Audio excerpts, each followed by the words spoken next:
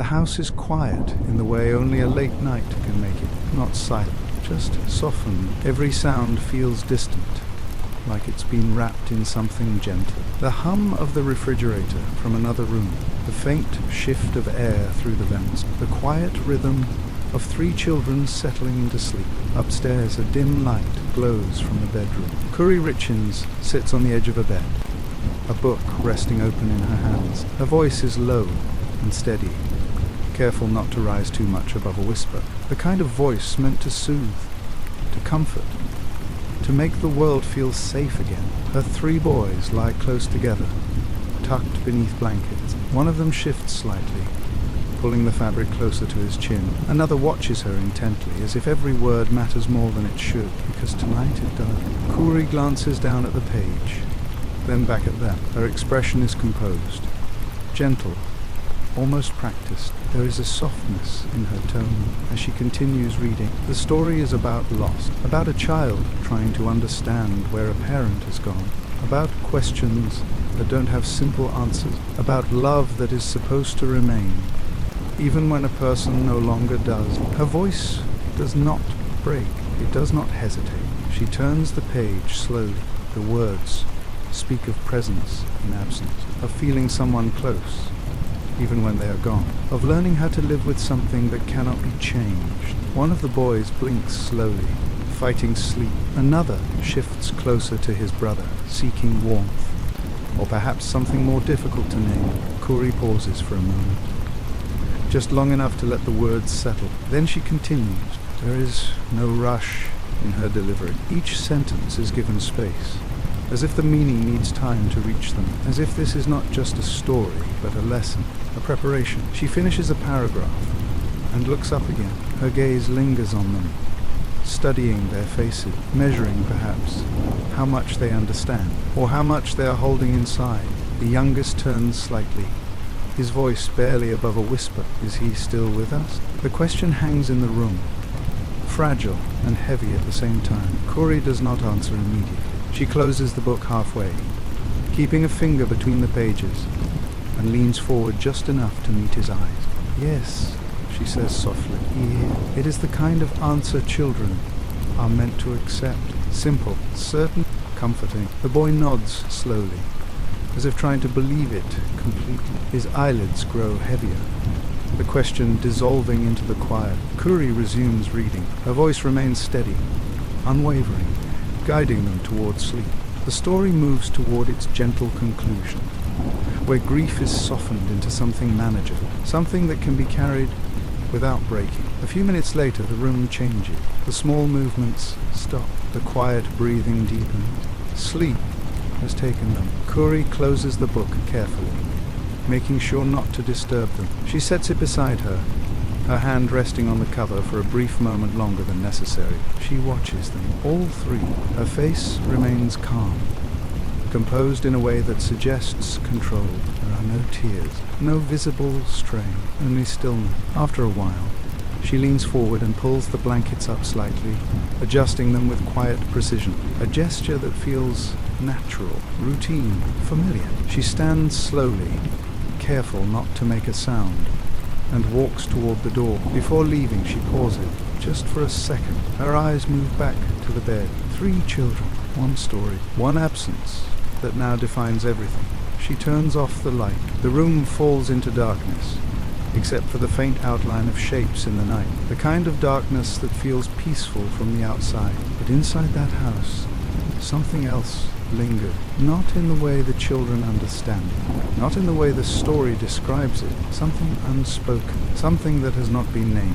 Kouri steps into the hallway and closes the door behind her with care. The soft click echoes slightly, then disappears into the quiet. Downstairs, the rest of the house waits in stillness. The book remains upstairs, resting where she left it, its cover facing upward, its message clear, simple, and meant to heal. A story about loss, a story about love continuing beyond absence, a story meant to help children make sense of something they were never supposed to face so early. And in that moment, everything appears exactly as it should, a mother doing her best. Children are learning to cope, a home adjusting to a new reality. Nothing feels out of place, nothing feels wrong, at least not yet. The house remains still long after the bedroom door has closed. Upstairs, 3 children sleep with the quiet trust that only children can hold on to. The kind of trust that believes what it is told, that accepts comfort without questioning its source. Downstairs, the night continues. Kouri moves through the hallway with measured steps, her posture relaxed, her expression unchanged. There is no urgency in the way she walks, no visible weight pressing on her shoulders. She pauses near the kitchen, resting her hand lightly against the counter. For a moment, she stands there without moving. No sound, no motion, just stillness. It is the kind of moment that would pass unnoticed by anyone else, because nothing about it feels unusual. A mother, alone at night, taking a breath after putting her children to bed. It fits. Everything about her fits. The calm voice, the gentle gesture, the careful way she speaks about loss. Even the book itself, it wasn't written for attention. That's how it appeared.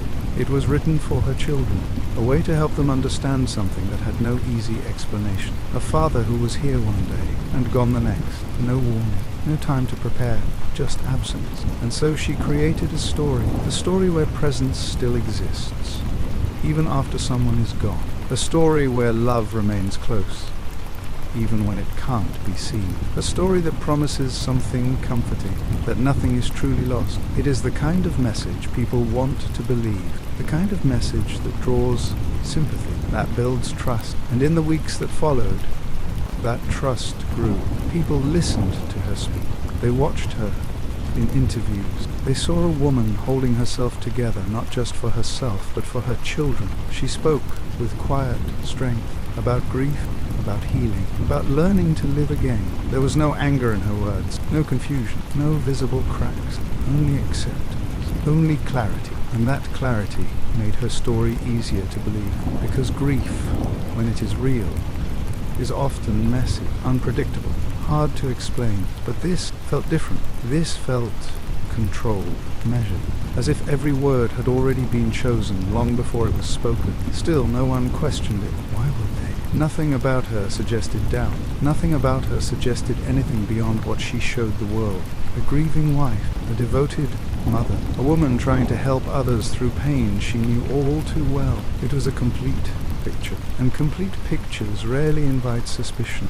But sometimes the absence of confusion is the first thing that should raise it, because real grief does not move in straight lines. It does not settle neatly into words. It lingers in places that cannot be controlled. Yet here, everything seemed aligned. Every answer came easily. Every explanation felt ready, as if the story had already been rehearsed. Downstairs, Kouri exhales slowly and reaches for a glass.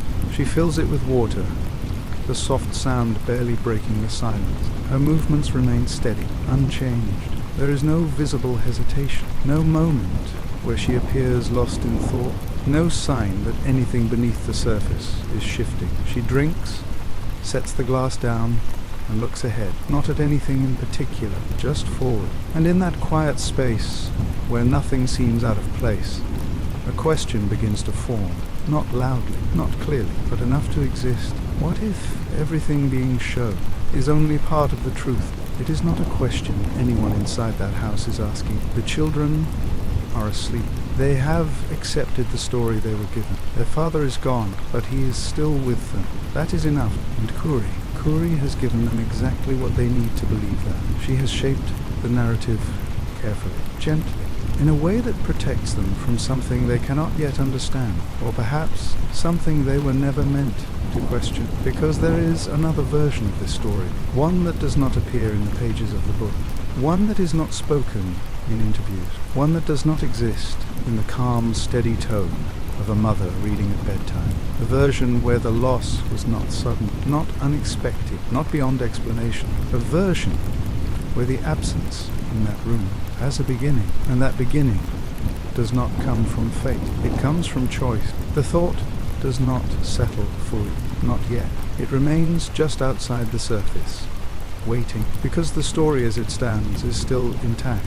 A father is gone, a family is grieving, a mother is helping her children heal. Nothing has been proven otherwise, nothing has been broken. But something is there, something small, something quiet, something that does not fit as perfectly as everything else. And once that feeling exists, even faintly, it does not disappear, it waits for the moment when the story begins to shift, for the moment when what is seen no longer matches what is true. Morning arrives quietly, without announcement. Sunlight filters into the house in thin, steady lines, touching the same walls that held the silence of the night before. Upstairs, the bedroom door opens again, and the routine begins. Breakfast is simple, voices are soft. The children move through the morning with the same careful rhythm that has become familiar since their father's absence. Nothing feels rushed. Nothing feels out of control. Kouri moves among them with ease. She prepares food, listens when they speak, responds when they ask questions. Her tone remains calm, steady, consistent. There is a quiet strength in the way she carries herself, as if she has already accepted what others might still be struggling to understand. To anyone watching, it would look like resilience, the kind people admire. Later that day, the setting changes. The house is replaced by a studio space, clean, organized, designed for conversation. A chair positioned across from her, a camera set at the right angle, lights adjusted to remove shadows and create clarity. Kouri sits upright, her posture relaxed but intentional. Her hands rest gently in her lap. There is no visible tension in her face, only composure. A voice from off-camera asks a question. How have you managed to stay strong for your children? There is a brief pause, just long enough to suggest thought, but not hesitation. Kouri answers carefully. You don't really have a choice, she says. They need stability. They need to feel safe, even when everything changes. Her words are simple, direct, easy to understand. She does not speak quickly. Each sentence is measured, delivered in a way that feels considered rather than reactive. The interviewer nods, encouraging her to continue. And the book? What made you decide to write it? Kouri glances down for a moment before responding, as if grounding herself in the memory. It started with questions, she says. The kind of questions children ask when they're trying to make sense of something they can't see. I realized I needed a way to explain it to them in a way they could hold on to. She speaks about connection, about presence, about how love doesn't disappear, even when a person does. The explanation is clear. It feels complete, and that completeness is what draws people in, because uncertainty often creates discomfort, but clarity offers relief, and Kouri provides that relief in every answer. The interview continues. She talks about nights spent comforting her children, about learning how to answer questions that don't have direct answers, about finding a way to move forward without losing what mattered. There is no contradiction in her words, no visible confusion, only structure, only consistency. The camera captures everything, the steady tone, the controlled breathing, the careful selection of language. And when the interview ends, the impression remains. A woman who has faced loss and found a way through it. The footage is later shared. Clips appear online, short segments of her speaking, each one reinforcing the same image. Comments begin to form. People express sympathy. They share their own experiences. They thank her for putting something into words that they have struggled to explain. Her story reaches beyond her home, beyond her immediate circle. It becomes something others connect to, something they trust. Back at the house, the routine continues. Afternoons are quiet. The children move between activities, adjusting to a rhythm that no longer includes their father. There are moments when the absence is felt more strongly, moments when a question goes unanswered, or when a memory surfaces without warning. Kouri responds the same way each time, calmly, steadily, without visible strain. She has an answer for everything. Not detailed explanations, but enough to guide them away from confusion. Enough to bring them back to a place that feels manageable. The book becomes part of that process. It is no longer just a story. It is a tool, something she uses to reinforce what she tells them, something that gives structure to their understanding. And in doing so, It strengthens the image others have already begun to accept. A mother doing everything she can to protect her children. A woman who has turned pain into something meaningful. But outside of that image, other details exist. Less visible, less discussed. The financial pressures that had been building long before this moment. The decisions that had created strain beneath the surface. The differences in perspective between Kouri and Eric that had not always aligned. None of those details appear in interviews. None of them are included in the story she tells publicly, because they do not belong to the version of events she presents. And without them, the story remains simple, a sudden loss, a grieving family, a path toward healing. It is a version that makes sense, a version that people can accept without hesitation. And acceptance is powerful, because once a narrative is accepted, it becomes difficult to question. Doubt requires disruption. It requires something that does not fit. But at this stage, everything appears to fit. Every word, every action, every expression, even the timing. There is no delay in her ability to speak. No period of silence where she avoids attention. Instead, she steps forward, offering her story with clarity and confidence. And that confidence becomes part of the reason people believe her, because uncertainty often shows itself. But here, there is none. Only certainty, only control. And as the days pass, that image becomes stronger, more defined, more difficult to challenge, until it reaches a point where questioning it would feel unnecessary. Because why question something that appears complete? Why look deeper when the surface already provides answers? The world sees what is presented, and what is presented is enough. For now, by the time the house settles into its daily rhythm, another presence begins to take shape within the story, not inside the rooms themselves, but in the space left behind. Kouri Richins is no longer there, yet everything in that home still carries his imprint. The structure of the mornings, the order in which things are done, the quiet expectations that no one speaks about but continues to follow. He was not a man who created noise. He did not demand attention. He did not fill rooms with constant conversation. Instead, he brought something steadier, something that did not need to be announced, to be felt. Consistency. Before his absence, the home had a different balance. Kouri moved quickly, managing multiple responsibilities at once. Her attention often divided between projects, plans, and the constant movement required to maintain them. She operated with momentum, always looking ahead, always focused on what needed to happen next. Eric moved differently. He preferred structure, clear steps, defined outcomes. When Kouri pushed forward, he evaluated. Where she expanded, he measured. It was not conflict, at least not in the way most people would recognize it. It was a contrast, and for a time that contrast worked. He handled finances with caution, ensuring decisions were grounded in practicality. He kept track of details others might overlook. He made sure that what was built could be sustained.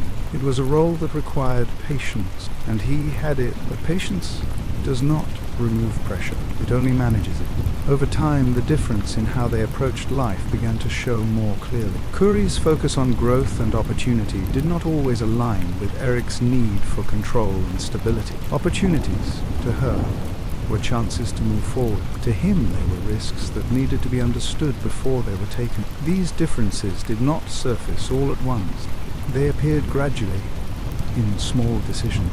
A property purchased without full agreement. A financial move made with confidence on one side, hesitation on the other. A conversation that ended without full resolution. Individually, each moment seemed manageable. Together, they formed a pattern. And patterns, when repeated, begin to shape the direction of a relationship. Eric did not raise his voice. He did not react impulsively. Instead, he observed. He asked questions. He tried to understand the reasoning behind decisions that did not align with his own. But understanding does not always lead to agreement, and agreement over time became less frequent. Still, from the outside, nothing appeared broken. The house remained the same. The routines continued. The family functioned. There were no visible signs of collapse, only quiet tension that stayed beneath the surface, the kind that does not demand attention, but slowly changes the way people interact. Eric remained present in the way he always had been. He showed up for his children. He maintained the structure of their lives. He ensured that, regardless of differences elsewhere, their environment remained stable. He did not allow uncertainty to reach them, and in doing so he reinforced something important: dependability. It became part of how he was seen, not just within the home, but beyond it. People who knew him described him the same way: grounded, careful, consistent. He was not someone who made reckless choices. He did not take unnecessary risks, and that detail would later matter more than anyone realized at the time. Because when something unexpected happens, the first question is always the same: does it make sense? In Eric's case, many things would not. But at this stage, that question has not yet been asked. The story remains centered on absence, on loss, on a family adjusting to something they did not choose. Kouri continues to hold that narrative together. Her role remains unchanged. She guides the children through each day. She answers their questions. She maintains the environment Eric once helped stabilize. From the outside, it appears as though she has stepped fully into that responsibility, as though nothing has been lost beyond his physical presence. But the contrast between them does not disappear. It lingers, not in obvious ways, but in the details, in how decisions are now made without opposition, in how direction moves forward without resistance, in how the balance that once existed has shifted entirely. It is subtle, easy to overlook, because change, when gradual, often goes unnoticed, and without Eric there to provide his perspective, there is nothing to compare against, nothing to question, nothing to challenge. The story continues as it has been presented. A mother holding everything together, children learning to adapt, a father remembered through stories and routines. It is a version that remains intact, but within that version, one element is missing, not just his presence, but his influence. And influence, once removed, leaves behind more than absence. It leaves space. Space for decisions to go unchecked. Space for narratives to form without resistance. Space for actions that no longer require agreement. At first, that space feels like an adjustment, a natural shift after loss. But over time, it becomes something else. Something that changes the direction of everything that follows. Because Eric's role was never just about being present. It was about balance. And without that balance, the structure that once held everything steady begins to rely on a single point of control, a single perspective, a single version of events. And when only one version exists, there is no immediate reason to question it. Not yet, because at this moment the story is still intact, still accepted, still believed. But beneath that belief, the foundation has already begun to change.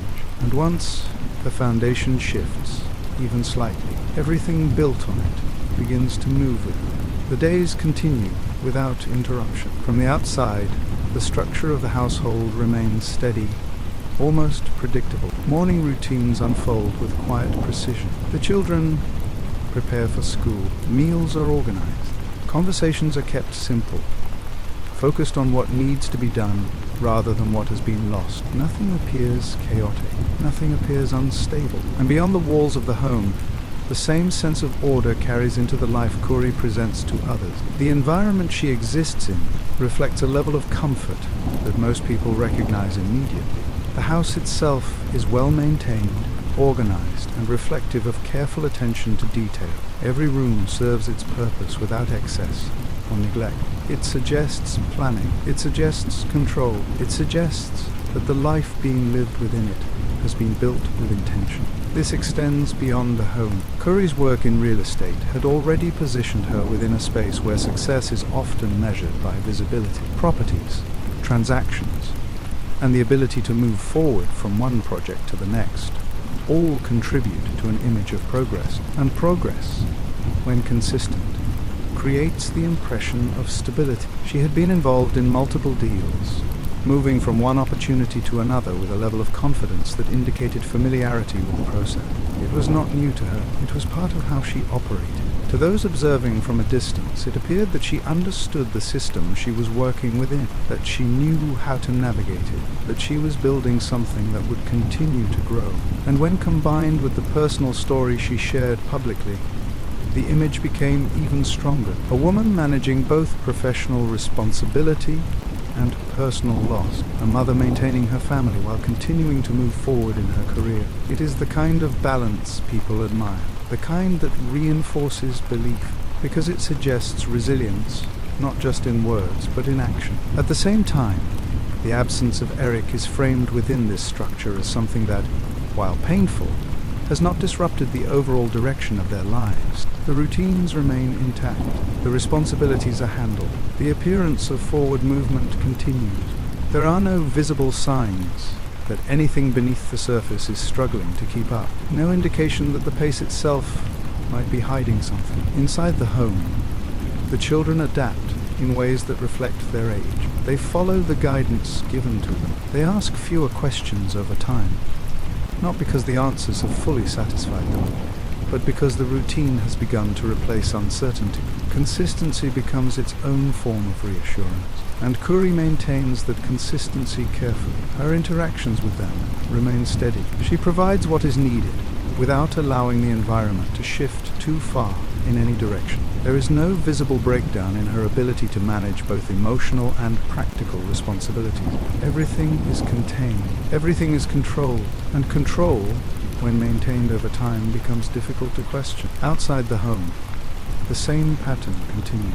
Conversations with others reflect confidence. Decisions are made with forward focus. There is little indication that hesitation plays a role in how she moves from one step to the next. This creates a specific impression that despite everything that has happened, she remains capable of handling what comes next, that nothing has been lost beyond what has already been acknowledged. But appearances, when consistent, often depend on what is not shown, and what is not shown at this stage remains outside of view. The financial commitments connected to her work, the scale of the investments she had taken on, the level of pressure required to maintain the image of continued success.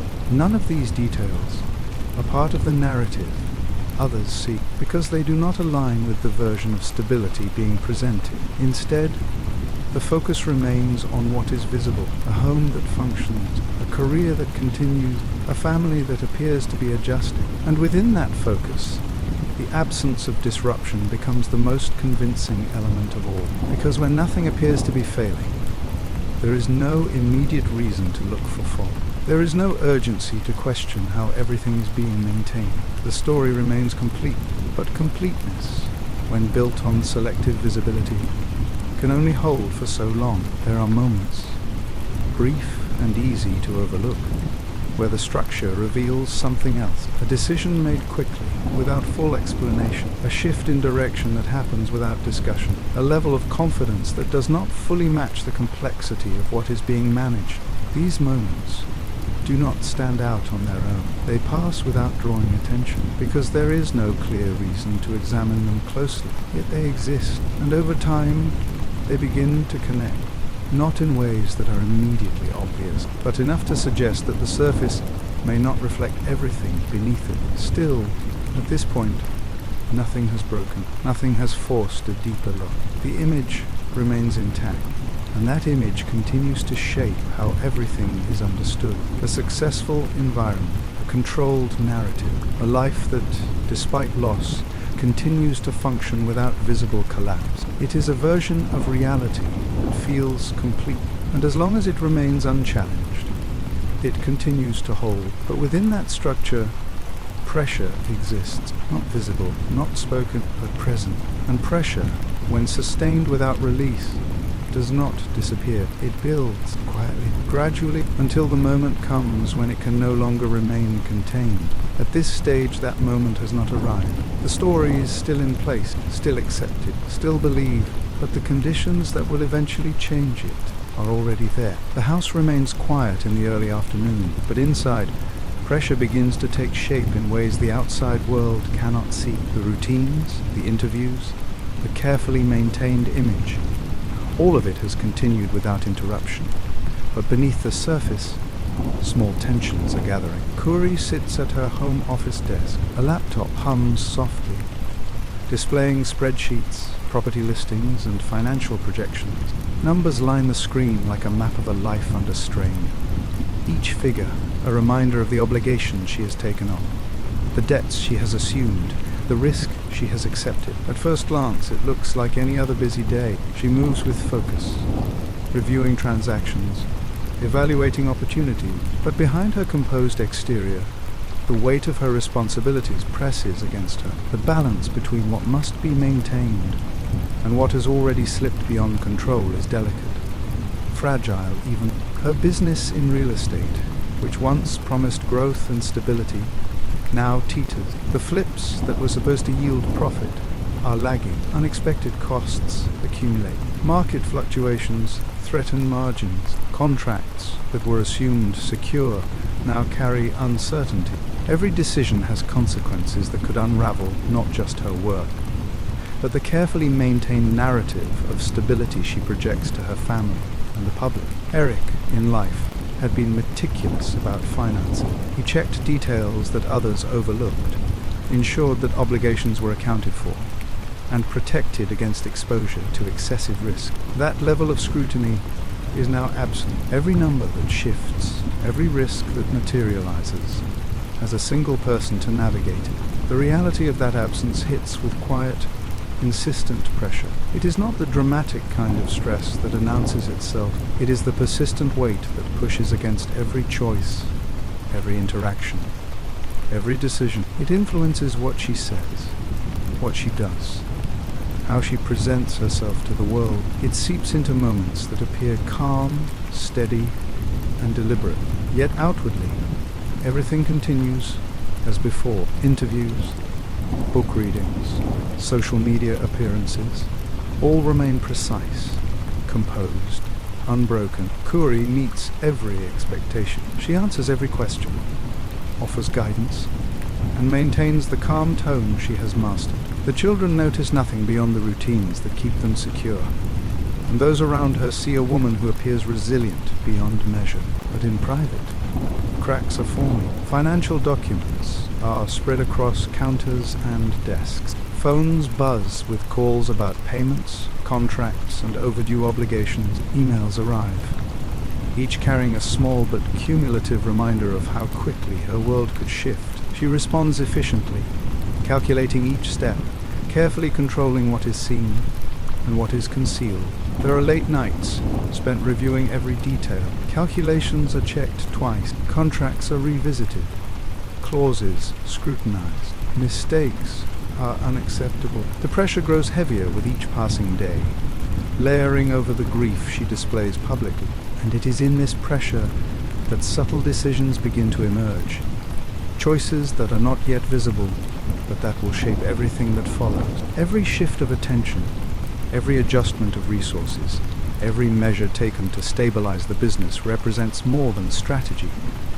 It is the first signs of a mind calculating beyond survival. The tension is not obvious, not dramatic, not immediate. It is the quiet accumulation of stress, combined with the constant awareness that the image she presents cannot falter. For the children, for the public, for the illusion of control she has built, failure is not an option. This dual existence, outward calm, inward strain, is exhausting. It consumes mental energy, shapes her perspective, and influences her behavior in ways that may never be seen by anyone else. The house, the routines, the appearances, all serve as a stabilizing force for everyone but herself. And as each day passes, the combination of responsibility, expectation, and unseen strain begins to create a subtle sense of urgency, a need to resolve what cannot be allowed to fail. The world she has constructed, the home, the public persona, the professional identity, is dependent on decisions that extend far beyond ordinary risk. Even in moments of apparent pause, when she moves from her desk to check on her children, the calculations continue. Every step is measured. Every interaction has a purpose. Every action is filtered through the lens of responsibility and the pressure to maintain the facade. Outside, the house remains orderly. The children follow routines. The neighborhood sees a life of continuity. Friends witness a mother who appears composed, guided by experience, grounded in stability. The story, as presented to the world, remains complete, but inside the first real cracks are emerging. Not in public, not yet, but in the choices being considered, the decisions being made, the subtle pressures shaping behavior. The outward image of calm is maintained at great cost, and that cost, invisible though it is beginning to influence every next step. The tension manifests in small ways: a pause too long on a spreadsheet, a sigh after reviewing expenses, a quiet glance toward a window as though seeking guidance or relief. These are moments no one else notices, moments that exist solely in the intersection between responsibility and personal calculation. It is here, in this quiet accumulation of strain, that the first seeds of what will later be called premeditation begin. Not dramatic, not overt, not even consciously admitted in full. Yet the patterns begin to emerge in the mind of a person operating under pressure, faced with risk, and constrained by the need to maintain appearances at all costs. The children remain unaware, moving through their world of routine and comfort. The public sees only what is presented.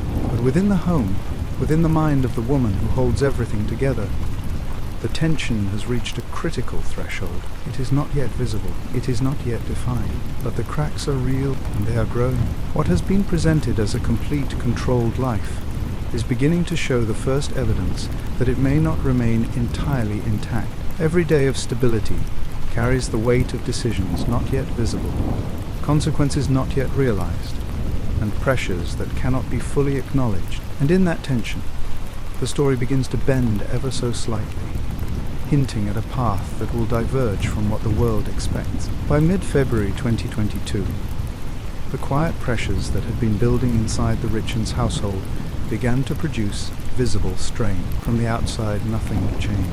Kouri continued her public appearances, maintained her professional commitments, and held the household together with her usual composure. The children moved through their routines without disruption. The home remained orderly, but inside, the difference between appearance and reality was becoming undeniable. Eric, the man whose careful vigilance had once steadied finances and managed risks, began noticing patterns that unsettled him. Small anomalies, easily overlooked in ordinary circumstances, now drew his attention. It began with minor health incidents. The meals he ate left him feeling unwell. Drinks he consumed caused reactions he could not explain. At first he chalked it up to stress, dietary changes, or fatigue. But as days passed, the symptoms repeated. He could not ignore them. On February 14th, Valentine's Day, these minor warnings escalated. Eric ate a sandwich prepared at home. Soon afterward, he broke out in hives, experienced dizziness, and temporarily lost consciousness. It was an event that left him frightened, confused, and cautious. He confided in a close friend, admitting the fear that had been quietly growing. "I think my wife may have tried to poison me." At the time, it sounded almost impossible, even to himself. Yet the physical symptoms were undeniable. Something had gone wrong, and he could not explain it. Kouri, outwardly calm, continued her routine. She did not react publicly, and no one observing would have known that this incident had occurred. She managed her composure carefully, maintaining both the maternal role and the professional image she had cultivated. For Eric, the juxtaposition was impossible to ignore. A woman who smiled in interviews, spoke about grief and resilience, and comforted their children was now, in private, the source of his growing concern. The contradiction weighed heavily on him. Every decision, every interaction, every meal would now be filtered through suspicion. This event marked the first tangible fracture in their relationship. The invisible pressures, financial stress, mounting obligations, and the absence of oversight that Eric once provided had begun producing a risk that could no longer be dismissed. The tension, previously subtle, had found its first expression in fear, and that fear would follow Eric for the remainder of their time together, shaping his perspective, his decisions, and the sense of vigilance that would later become central to the investigation. What if the people closest to you were the ones you needed to fear the most? Have you ever felt trust begin to fracture, even in relationships you once believed were unshakable? Introduce the central conflict, love and suspicion existing simultaneously within the same household. Stay with me, because understanding these first cracks will reveal just how far this story bends reality.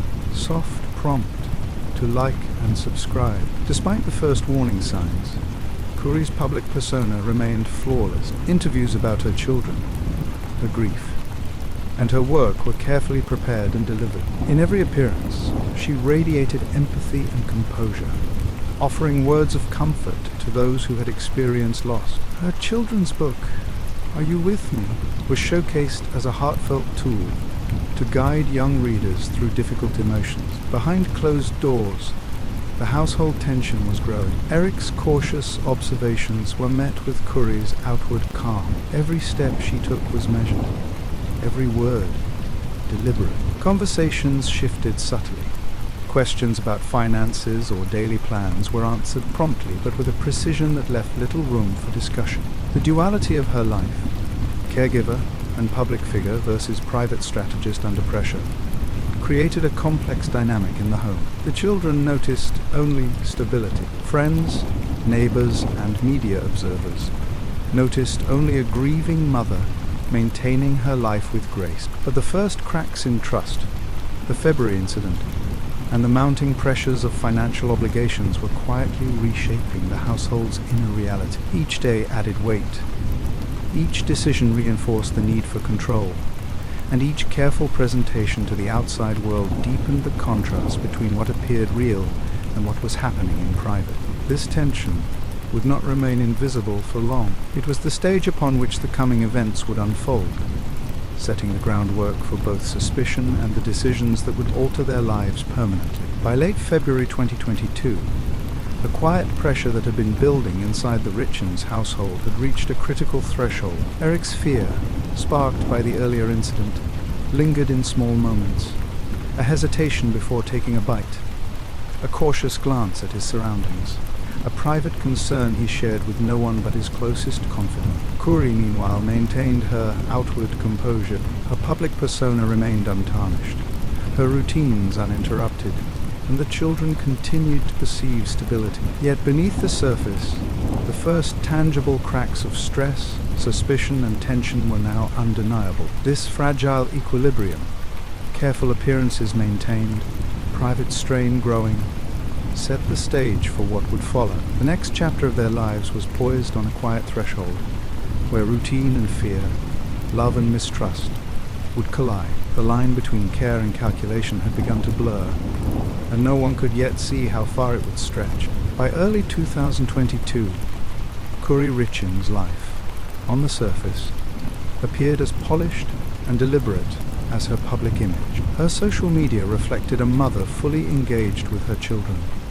a wife who managed her household with care, and an entrepreneur achieving success in real estate. She had built a reputation not only as a businesswoman, but also as someone capable of guiding her family and community through challenges. Her investments, however, told a story that diverged sharply from the public persona she cultivated. Kouri's primary venture was house flipping, a pursuit that combined her ambition, aesthetic sense, and desire for financial growth. She purchased homes in Commerce and the surrounding Utah areas with the intention of renovating them and selling for profit. Initially, the process appeared manageable. The first few projects returned modest gains, boosting confidence and reputation. Friends and acquaintances admired her ability to balance a demanding career with her responsibilities at home, seeing only the polished results: homes transformed, contracts completed, and deals closed successfully. But as the number of projects increased, so too did the pressure. Each new purchase required capital investment, sometimes substantial, sometimes stretching the limits of available credit. Renovations often exceeded the initial budgets, driven by unexpected repairs, material costs, and the desire to achieve high resale value. For Kouri, cutting corners was not an option. Reputation and appearance mattered as much as profit. In this environment, ambition and obsession became nearly indistinguishable. By the time the calendar turned to February 2022, the strain of overextension was undeniable. Financial obligations multiplied, including mortgages on properties not yet sold, renovation expenses, contractor payments, and personal loans. Each deal carried risk, and the risk compounded as projects overlapped. Days and nights blurred as Kouri divided her attention between children, media appearances, and the minutiae of her investments. The thrill of potential profit now came paired with a growing sense of vulnerability. This mounting tension manifested subtly at first. Kouri became more exacting with her team, scrutinizing contracts and receipts with increasing intensity. Decisions that previously could be delegated now demanded her direct intervention. Errors, minor though they were, triggered disproportionate concern. While friends noted her efficiency and tenacity, privately she wrestled with doubt and fear. Her success depended on constant control, yet the very act of maintaining control only deepened the weight she carried. The psychological impact was immediate. Kouri experienced stress in its quiet, corrosive form, restless nights, racing thoughts, and a sense that time was slipping away faster than she could act. The pressure of public perception, successfully balancing career, motherhood, and marital expectations, exacerbated the private tension. The facade of stability required vigilance, and the higher she climbed, the more perilous the position became. Underlying this professional strain was a practical reality. Her personal finances were entangled with her investments. Properties in various stages of renovation were tied to lines of credit, personal guarantees, and promises of quick resale profits that had yet to materialize. Cash flow, once predictable, now fluctuated unpredictably, amplifying anxiety. The difference between solvency and serious financial trouble had narrowed dramatically, leaving Kouri with a sense of urgency that was difficult to contain. Compounding the issue was the inherently competitive real estate market of Utah's mountain communities. Buyers were selective, and properties lingered longer than anticipated, sometimes forcing price adjustments or extended holding periods. Kouri's calculations, while precise on paper, could not guarantee the timing of the market. Each delay meant additional expenses, utilities, taxes, maintenance, further tightening the financial noose. Every project became a balancing act between potential gain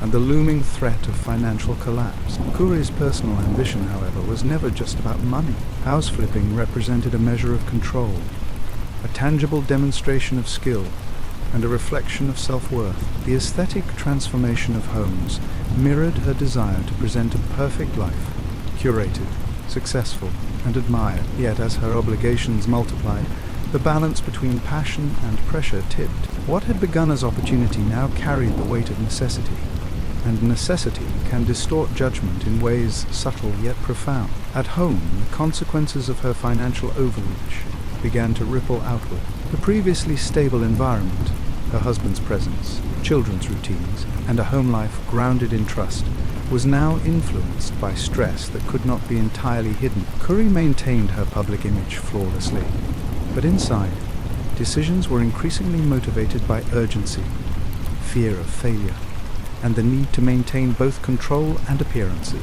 It was in this environment, where ambition collided with overextension, that the first seeds of desperation were sown. Kouri's life had become a delicate web, each strand representing a project, a financial obligation, or a personal relationship. The more tightly the web was stretched, the greater the tension, and the greater the potential for a fracture that could change everything. By early 2022, the financial pressures on Kouri Richins were no longer hypothetical. They had become immediate, tangible, and inescapable. The successes of her initial real estate ventures now seemed distant, replaced by a complex network of obligations that threatened to unravel everything she had built. Mortgages on multiple properties, contractor fees, and renovation costs created a cascade of financial demands that far exceeded her available liquidity. Every late payment, every unexpected expense, and every minor setback deepened the tension that had been quietly accumulating over years of ambitious but risky investments. Kouri's mounting debt was not just a matter of numbers on a page. It became an all-encompassing source of stress, dictating her thoughts, decisions, and behaviors. The loans she had secured for renovations carried strict terms and penalties. A missed payment could jeopardize credit, increase interest, and place properties in jeopardy. Lines of credit that had once provided flexibility now tightened into constraints. Each month, the financial ledger demanded attention, and every failure to meet obligations amplified both anxiety and urgency. The pressure extended beyond Kouri's professional world and seeped into her personal life. At home, every conversation about money carried a weight previously absent.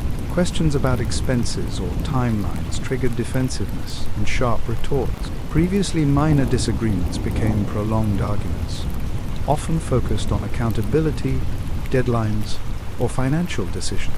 Kouri found herself calculating not only profit margins, but also potential consequences on her family's lifestyle and perceived social standing. Each choice, no matter how small, became critical. Kouri's psychological state shifted in tandem with these pressures. Sleep became fragmented.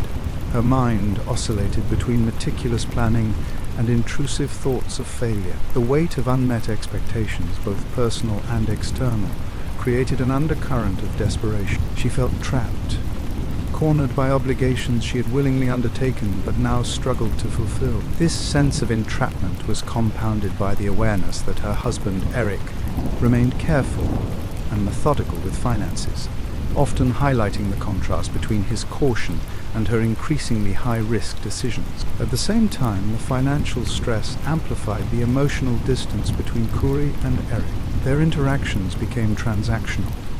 Discussions of debt, payment schedules, and overdue bills dominated what had once been shared decision-making. Eric, protective and cautious by nature, questioned Kouri's spending and investment strategies, while Kouri, aware of her mounting risk, felt constrained by his oversight. The combination of financial overreach and marital friction created a feedback loop. Tension at home increased stress, and stress exacerbated conflict. Friends and associates began noticing changes in Kouri's demeanor. Where once she had exuded confidence, she now showed signs of strain in subtle ways. Fleeting frustration, impatience, and a tendency to overplan in order to mitigate the sense of instability.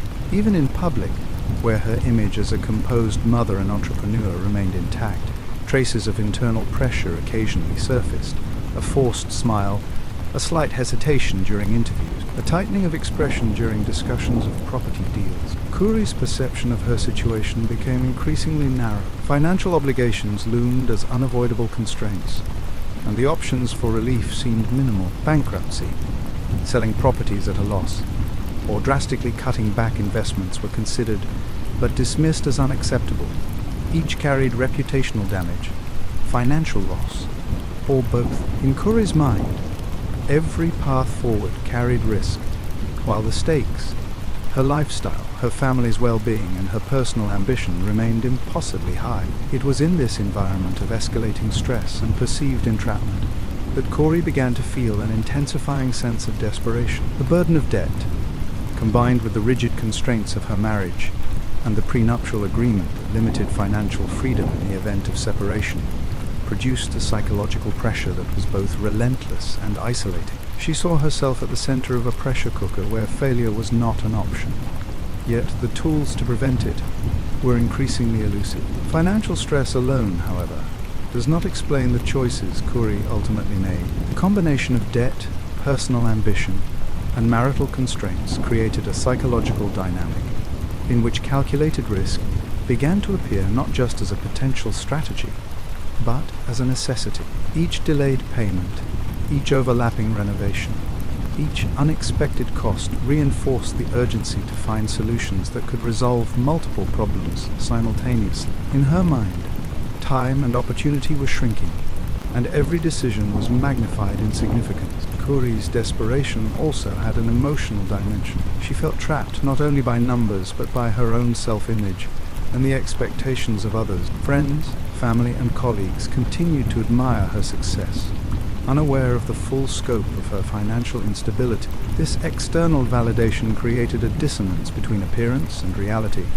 The more she projected confidence, the more isolated she felt internally. Maintaining appearances became a critical task, consuming both mental energy and emotional bandwidth, leaving little room for reflection or restraint. The growing sense of urgency influenced Kouri's behavior in subtle ways.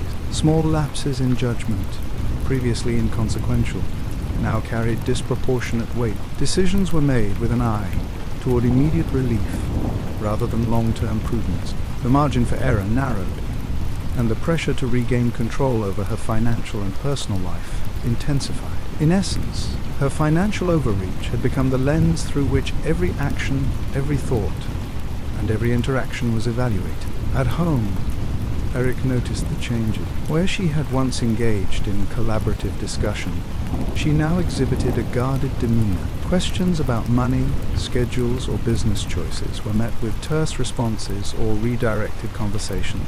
Eric's concern for both her behavior and the family's stability grew. Though he remained unaware of the depth of her internal calculations, the stage was now set. The mounting debts, relentless stress, and psychological pressure combined with the constraints of marriage and public expectation created the perfect environment for decisions that would escalate beyond financial management. Kouri's mental state was primed for actions driven by necessity, urgency, and a desire to regain control. The cracks in the marriage were no longer theoretical. They had become lived experience, shaping perception and framing the choices that lay ahead. Eric Richins had always approached life with caution and methodical thought, a trait that had served him well both professionally and personally. Unlike Kouri, whose ambitions pushed boundaries and embraced risk, Eric preferred predictability, structure, and careful planning. His approach to finances reflected this mindset. Budgets were meticulously maintained, decisions carefully weighed, and every investment scrutinized for potential pitfalls. Where Kouri saw opportunity, Eric often saw risk, and this difference became increasingly pronounced as her real estate ventures expanded and overlapped. From the earliest days of their marriage, Eric's financial prudence had shaped the household's approach to money. He was deliberate in large purchases, consulted on all major decisions, and maintained records that allowed him to monitor both income and obligations closely. He took pride in being a stabilizing presence, ensuring that debts were manageable and that obligations could be met without compromising the family's security. His caution was not born of fear, but of responsibility, a desire to protect his family and maintain a foundation on which both he and Kouri could build. This sense of protection extended into the couple's legal and financial agreements. Prior to marriage, Eric and Kouri had negotiated a prenuptial agreement, ensuring that in the event of divorce, the division of assets would be clearly defined.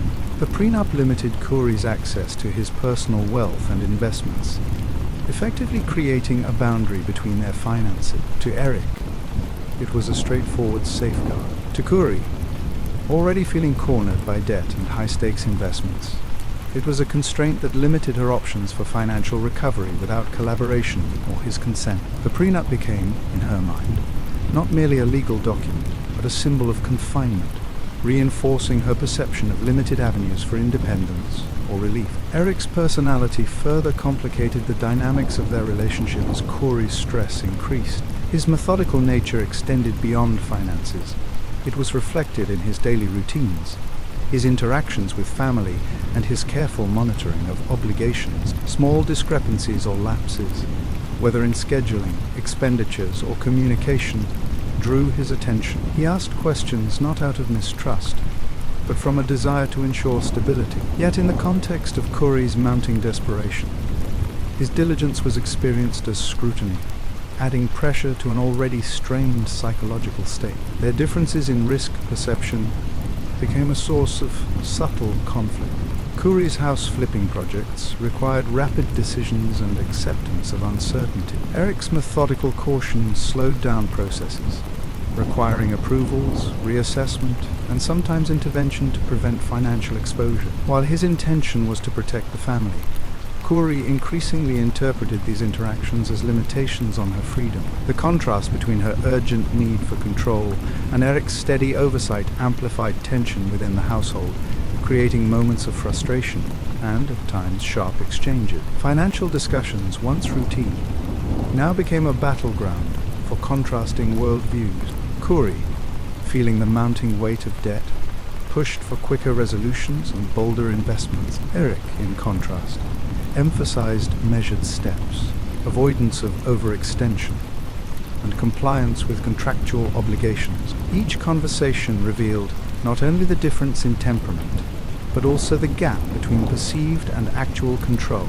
Kouri felt cornered, as though her options were constrained, while Eric assumed the role of stabilizer, attempting to manage risk in a way that he believed was in the family's best interest. The prenup, though purely legal in its origin, acquired psychological significance under these conditions. Kouri's awareness that divorce would not provide significant financial relief intensified her sense of being trapped. The documents themselves were simple, factual, and legally binding, but in the context of her debts, personal ambitions, and growing stress, they became symbols of confinement. Each interaction with Eric regarding money reinforced the boundaries it created, and with every denied request or cautious intervention, Kouri's perception of urgency deepened. Eric's protective instincts also extended to his children. He prioritized their security and stability, carefully monitoring household routines, savings, and investments that affected their long-term well-being.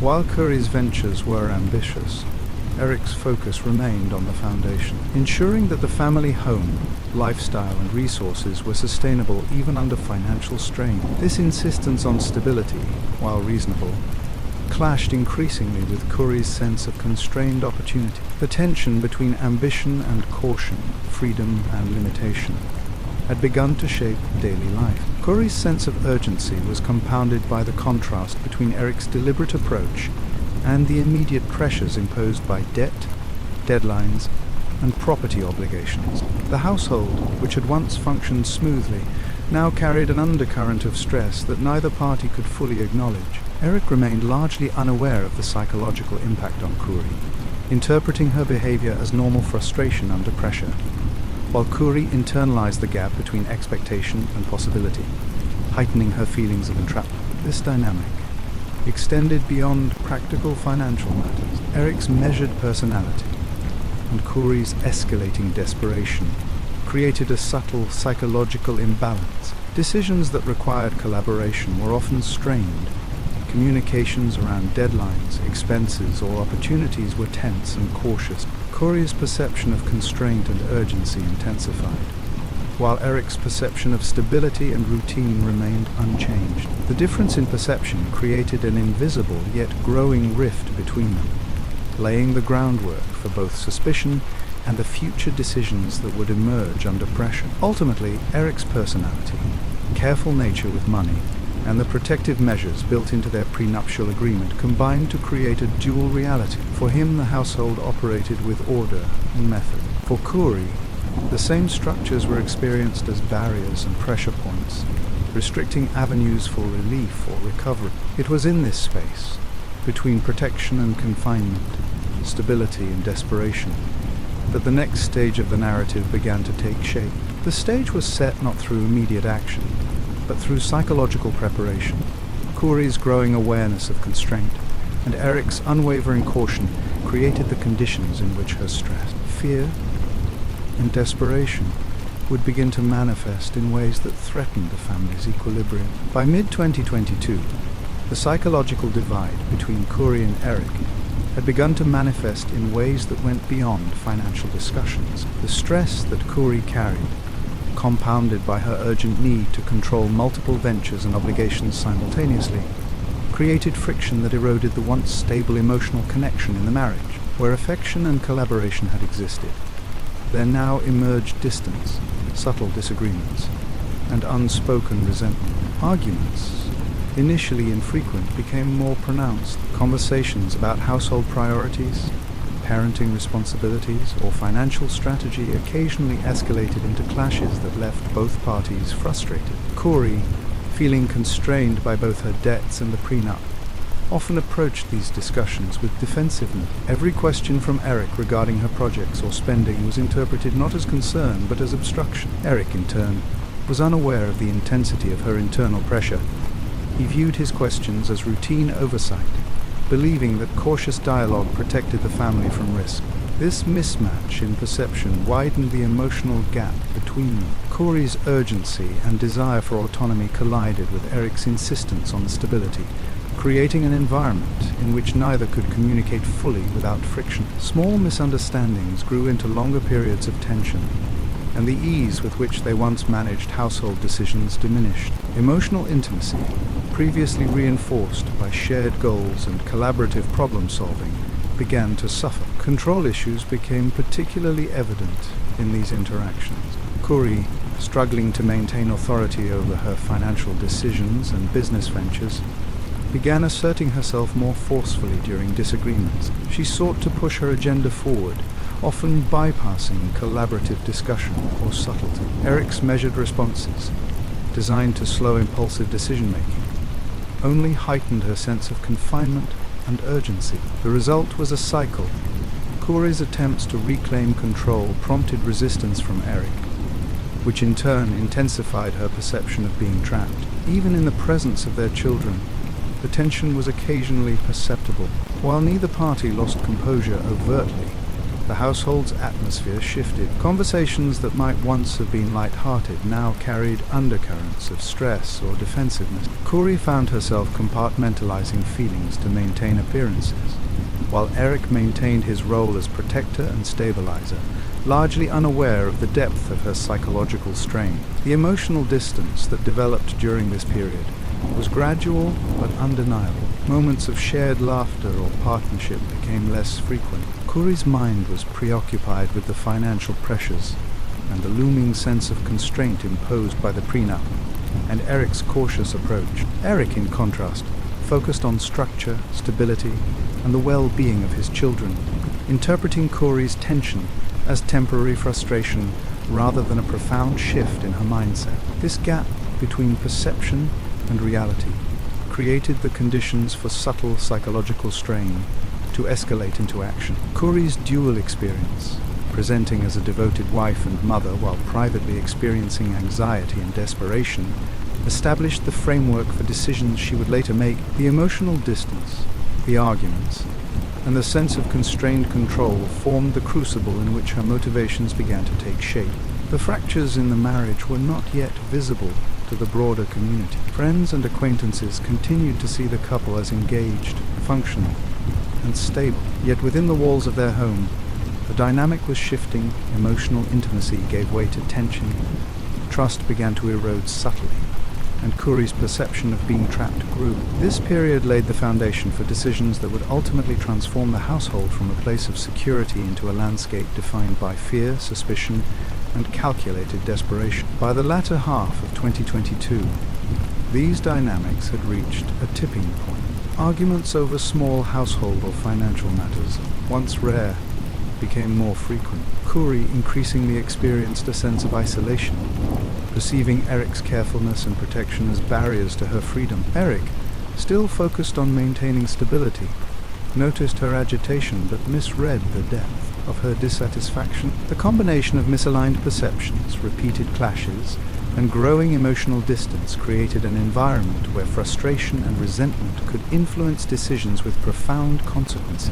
The end of this phase of their marriage was marked not by a single confrontation, but by the accumulation of subtle breaches in emotional trust and connection. Kouri's internal narrative shifted from managing debt and obligations to perceiving constraints imposed by both circumstances and Eric's cautious personality. The tension, previously abstract, became psychologically urgent. It was in this space, the intersection of personal ambition, financial pressure, and emotional distance, that the first seeds of her secretive planning began to emerge. The emotional distance between Kouri and Eric, coupled with mounting financial pressures and repeated arguments, had created an internal vacuum in which Kouri began to make decisions that she kept entirely to herself. By the latter half of 2022, she was no longer just frustrated with limitations imposed by debts and prenup restrictions. She felt trapped in a life she could no longer control. The sense of urgency and isolation fueled the emergence of behaviors that were secretive, calculated, and increasingly detached from the shared reality of the household. It began with subtle opportunities to assert autonomy. Kouri's real estate ventures required her to communicate with multiple stakeholders, manage contractors, and coordinate schedules. She quickly recognized that the day-to-day focus on these operations provided cover for personal choices she wanted to keep hidden. Where others saw meetings or transactions, she saw moments to establish private channels, small pockets of control that belonged entirely to her. These were the first steps toward compartmentalizing her dual life: the devoted wife, the public figure, the mother, and the emerging secretive planet. Around this time, Kouri also entered a romantic relationship outside the marriage. Testimony later revealed that the affair was not casual, but involved detailed planning and emotional investment. To her, this relationship represented an escape from the confinement she experienced with Eric. It became a lens through which she could envision a life unburdened by her financial constraints and the perceived suffocating oversight imposed by her husband. This clandestine connection introduced a layer of psychological complexity. She was simultaneously a wife and mother maintaining appearances and a partner cultivating a secret life. The mental energy required to sustain both roles intensified her sense of urgency and compounded the pressure that had been mounting for months. The affair was not simply about companionship. It intersected with her practical considerations as she explored the possibility of a future with someone else. The financial barriers imposed by Eric's cautious management and the prenup became a recurring obstacle in her calculations. She understood that divorce would not liberate her financially. The prenup restricted her access to assets, leaving her dependent on legal settlements that could take months or years. The relationship, in her mind, needed the conditions of independence to thrive, conditions that her current marriage could not provide without drastic measures. During this period, Kouri began to engage in secretive financial behaviors as well. She purchased multiple life insurance policies on Eric without his knowledge, a decision that would later be central to the prosecution's argument. These policies, totaling over $2 million, were arranged through intermediaries and layered under varying policy names to avoid detection. Each document was carefully signed, submitted, and verified, leaving little trace of her involvement in plain sight. To Kouri, these measures represented a necessary preparation for a future that balanced financial survival with her personal aspirations. To any observer, they were invisible, silently underscoring the extent to which her thinking had shifted from collaborative household management to individual strategy. The combination of the affair and secret financial maneuvers created a dual life that demanded constant attention. Kouri's mental state oscillated between outward composure and internal calculation. She maintained the persona of a devoted mother and wife, showing up for family events, school functions, and social appearances. Simultaneously, she meticulously managed her hidden activities, meeting her partner discreetly, coordinating insurance policies, and planning for contingencies.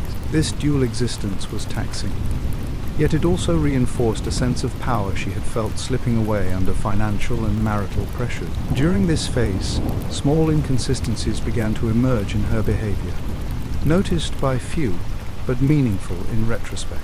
Calls that went unanswered, sudden absences under the guise of business errands, and subtle efforts to shield documents or digital communications from Eric's attention marked a shift in household dynamics. Kouri's careful compartmentalization ensured that her outward life remained stable, yet each hidden action subtly deepened the psychological distance from her husband. These gaps, imperceptible to most, allowed her to cultivate plans that were increasingly independent of marital constraints. The psychological stakes of her dual life were significant. Kouri experienced a blend of empowerment and anxiety. The secretive behaviors and the affair offered temporary relief from feelings of entrapment. Yet each act carried a moral and emotional burden. She had to maintain appearances continuously, navigate her hidden agenda, and manage the emotional demands of her children. The tension between her outward persona and inner life created cognitive strain that heightened vigilance, careful planning, and emotional manipulation. Every interaction with Eric, every household discussion, and every business decision became a balance between projection and concealment. Amid these private developments, the broader tension within the marriage continued to grow. Arguments over finances, responsibilities, and minor household matters now had a secondary underlying layer: Kouri's perception of constraint versus her desire for freedom. Eric, still attentive, structured, and cautious, remained unaware of the clandestine affairs and secret policies. He interpreted her occasional defensiveness or distraction as stress related to real estate ventures or family obligations, never suspecting the depth of her planning. The contrast between perception and reality in the household was widening, reinforcing the fractures already evident in Part 4. Kouri's internal narrative also included rationalizations that reinforced her decisions, the mounting debts, the constraints of the prenup, and her perception of being trapped in a stagnant marital dynamic created a mental framework in which secretive behaviors could be justified as necessary for survival and personal fulfillment. Every hidden action, from the affair to the insurance policies, was framed in her mind as a solution to a problem that had no legitimate alternative. These justifications reinforced her commitment to secrecy and set the stage for increasingly consequential decisions. By the end of this period, Kouri's behavior exhibited clear signs of duality: a loving, attentive mother and wife in public, and a strategic, secretive agent privately managing affairs that would later have profound legal and moral consequences. The combination of personal ambition, financial stress, and clandestine action created a psychological and emotional foundation that would influence the next stages of the narrative. The convergence of these factors, the affair, hidden policies, emotional estrangement, and mounting desperation, laid the groundwork for the eventual crisis that would emerge in the household and alter the course of all lives involved. The tension between appearance and reality, between personal desire and marital constraint, and between secrecy and accountability had reached a point where the next actions would carry irreversible consequences. This stage would ultimately lead to Eric's growing fear, articulated in conversations with friends and later testified to during the investigation. He believed his wife had taken steps that endangered his life. The seeds of suspicion, planted here, would germinate into a critical turning point in the story. By the time Kouri's secretive behaviors and affair were fully in motion, the weight of her circumstances had evolved into a constant psychological pressure. She was no longer acting solely out of ambition or the desire to protect her financial future. She was responding to a pervasive sense of entrapment. Each day presented a relentless reminder of the constraints imposed by debts, the prenup, and the social and familial expectations surrounding her role as a wife and mother. Kouri's perception of being cornered became the lens through which she interpreted every interaction, every challenge, and every opportunity. This sense of confinement manifested in multiple dimensions. Financially, Kouri saw the collapse of her real estate ventures not just as temporary setbacks, but as barriers threatening her autonomy. Each failed property flip, each missed opportunity, and each mounting debt compounded her anxiety. The realization that her husband's financial prudence, normally a stabilizing factor in their marriage, prevented her from accessing funds, freely reinforced the perception that she had limited avenues to escape the pressures of her life. The prenup, in particular, became a psychological anchor. Its legal boundaries crystallized the limits of what she could achieve within the marriage, intensifying her sense of urgency. Emotionally, the distance that had been growing between her and Eric fed the feeling of isolation. Kouri's internal narrative painted her as misunderstood and constrained, while Eric's careful nature and steady demeanor were interpreted as obstacles rather than support. Arguments over household or financial matters no longer represented mere disagreements.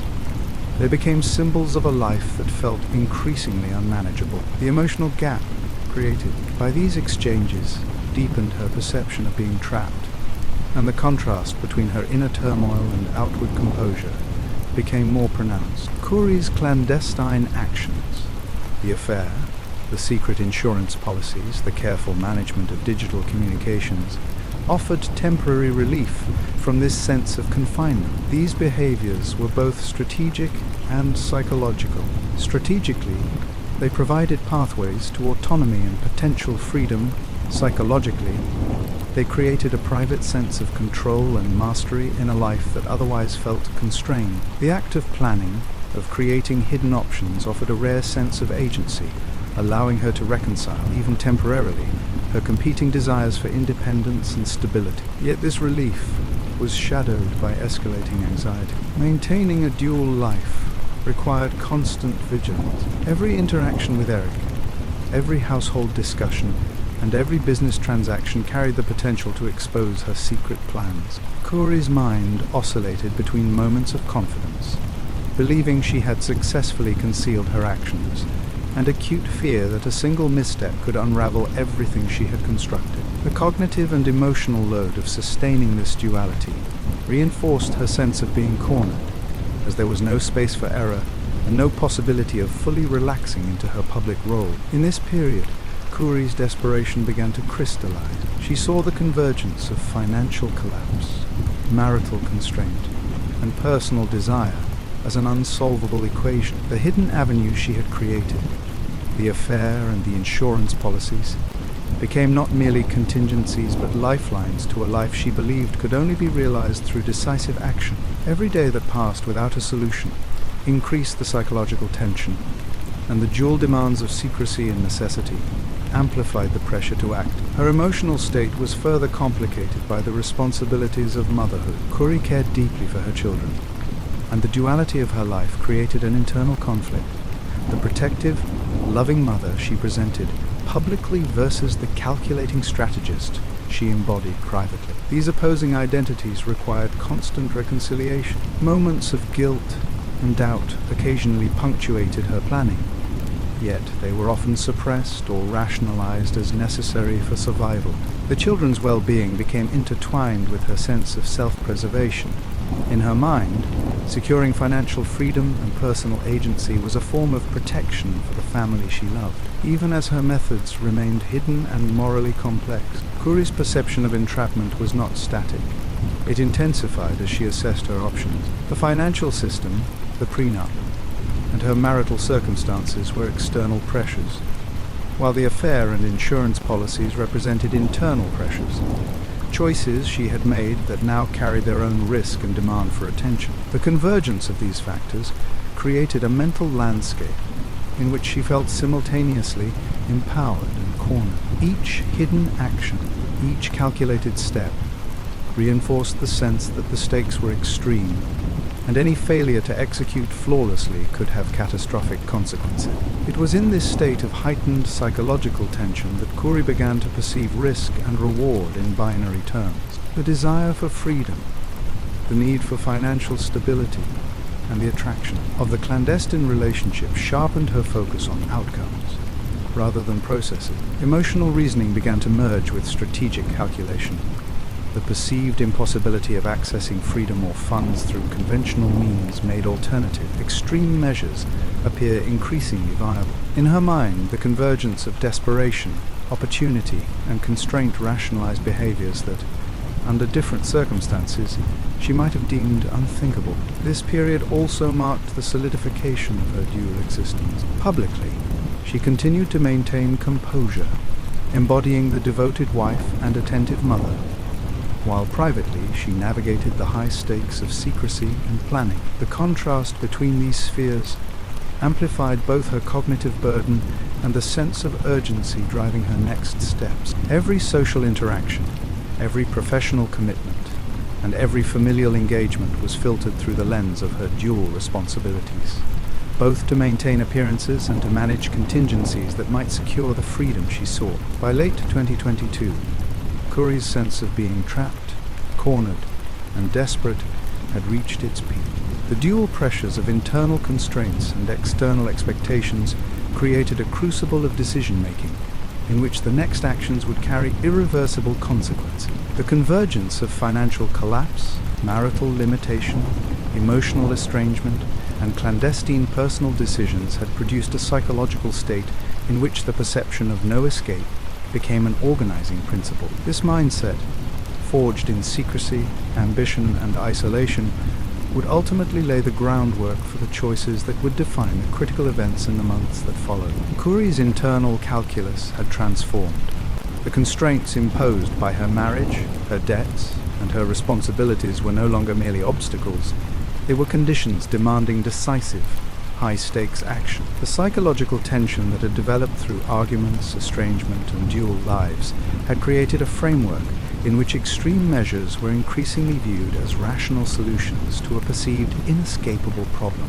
By the end of this phase, the emotional and psychological foundation was firmly established, a woman balancing the roles of devoted mother, secret, strategist, and desperate planner. teetering on the edge of actions that would irrevocably alter the trajectory of her life and that of those closest to her. What happens when success itself becomes a trap? When the very ambition that drives someone forward gradually turns into a cage? Kouri Richins, on the surface, appeared to have it all. A thriving business, a family, a stable home.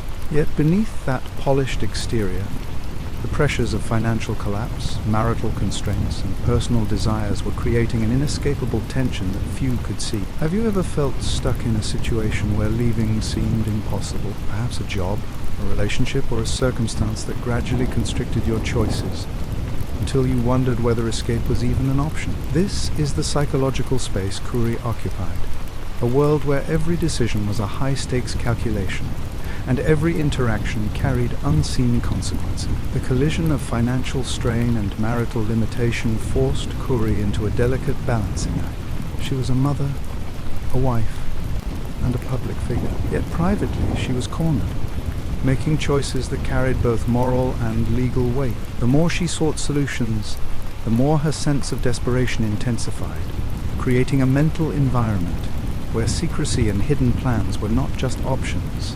They felt like necessities. What would someone do if they believed there was no way out? Could you maintain the balance of appearances while acting in a way that might forever change lives? Consider how pressure can distort decision-making, and reflect, do you think financial and emotional strain can push someone to cross lines they never thought possible? Comment below. Share your perspective, your experiences, or your thoughts on how desperation shapes choices. By late 2022, Kouri's dual existence had become more than a private strategy. It began manifesting in subtle behavioral cues that hinted at underlying tension. These were the small, almost imperceptible markers of someone balancing outward composure with inner turmoil. She maintained the public persona of a loving mother, supportive wife, and diligent entrepreneur. Yet her private life had shifted toward a carefully orchestrated hidden agenda. Each of her movements, communications, and decisions carried layers of dual purpose, signaling both intention and anxiety. The first sign of emotional instability appeared in minor inconsistencies in her daily routines. Friends and colleagues noticed moments when Kouri seemed unusually distracted, her expressions alternating between warmth and fleeting tension. Social appearances, school events, and family obligations were performed flawlessly, yet there were gaps, unanswered texts, sudden business trips, or vague explanations for absences. These were not random. They were the behavioral echoes of someone balancing secrecy and careful manipulation. Foreshadowing of what was to come emerged in these small details. Kouri's meticulous concealment of certain actions, particularly regarding her private communications and financial maneuvers, hinted at choices that had consequences far beyond ordinary domestic stress. In hindsight, her careful compartmentalization, which had seemed like efficiency or multitasking, was a precursor to far more serious events. Every strategic decision, every quiet moment of concealment, was a stepping stone toward actions that would later be interpreted by investigators as deliberate and calculated. The duality of Kouri's life also amplified the psychological tension. At home, she remained the devoted mother, reading bedtime stories, attending parent-teacher conferences, and maintaining family rituals. Yet in private, she managed a separate life, coordinating with her romantic partner, arranging insurance policies, and carefully tracking her financial maneuvers. These parallel existences required constant vigilance, creating a fragile balance in which any disruption could compromise her plans. The more intricate her hidden agenda became, the more delicate the emotional equilibrium needed to maintain it. This tension also manifested internally as anxiety and hyper-awareness. Kouri monitored her interactions, ensuring that even casual remarks did not reveal her private calculations. Her body language, speech patterns, and daily schedule were subtly adjusted to prevent detection, reflecting the mental load of maintaining dual identities. These behaviors, while largely invisible to outsiders, served as narrative signals for attentive observers that the story of Kouri Richins' life was already diverging from its public appearance. Kouri's emotional instability, dual life, and the foreshadowing embedded in her behavioral choices had created an environment ripe for escalation. The tension devices present in her life were no longer abstract. They were the foundation of the psychological and circumstantial conditions that would make the next stage of her story both inevitable and consequential. Amid the mounting pressure of Kouri's secretive activities, the cracks in the marriage finally reached Eric in a form he could not ignore. By early 2022, his unease had escalated beyond financial concerns or minor arguments. He began to sense a genuine threat within the home. Conversations with friends later revealed that he believed Kouri had taken steps that imperiled his safety. In February 2022, he confided to a close friend that he suspected his wife had attempted to poison him. The statement was chilling not because of its immediacy, but because of the clarity it offered into the psychological shift within the household. Suspicion had replaced trust. This revelation marked a hard turning point in the narrative. Until this moment, Kouri's actions had remained largely hidden, their consequences confined to the private sphere. Eric's suspicion transformed the stakes, introducing a direct acknowledgement of danger. The dynamic between the couple was no longer simply one of emotional estrangement or financial strain. It now carried the weight of potential physical harm. The context surrounding Eric's concern was both personal and circumstantial. He had experienced a series of health events in early 2022, unexplained reactions and sudden illnesses that, in hindsight, aligned with attempts on his well-being. While initially dismissible as coincidence, when combined with Kouri's secretive behaviors, the incidents became alarming. Eric's reaction was methodical.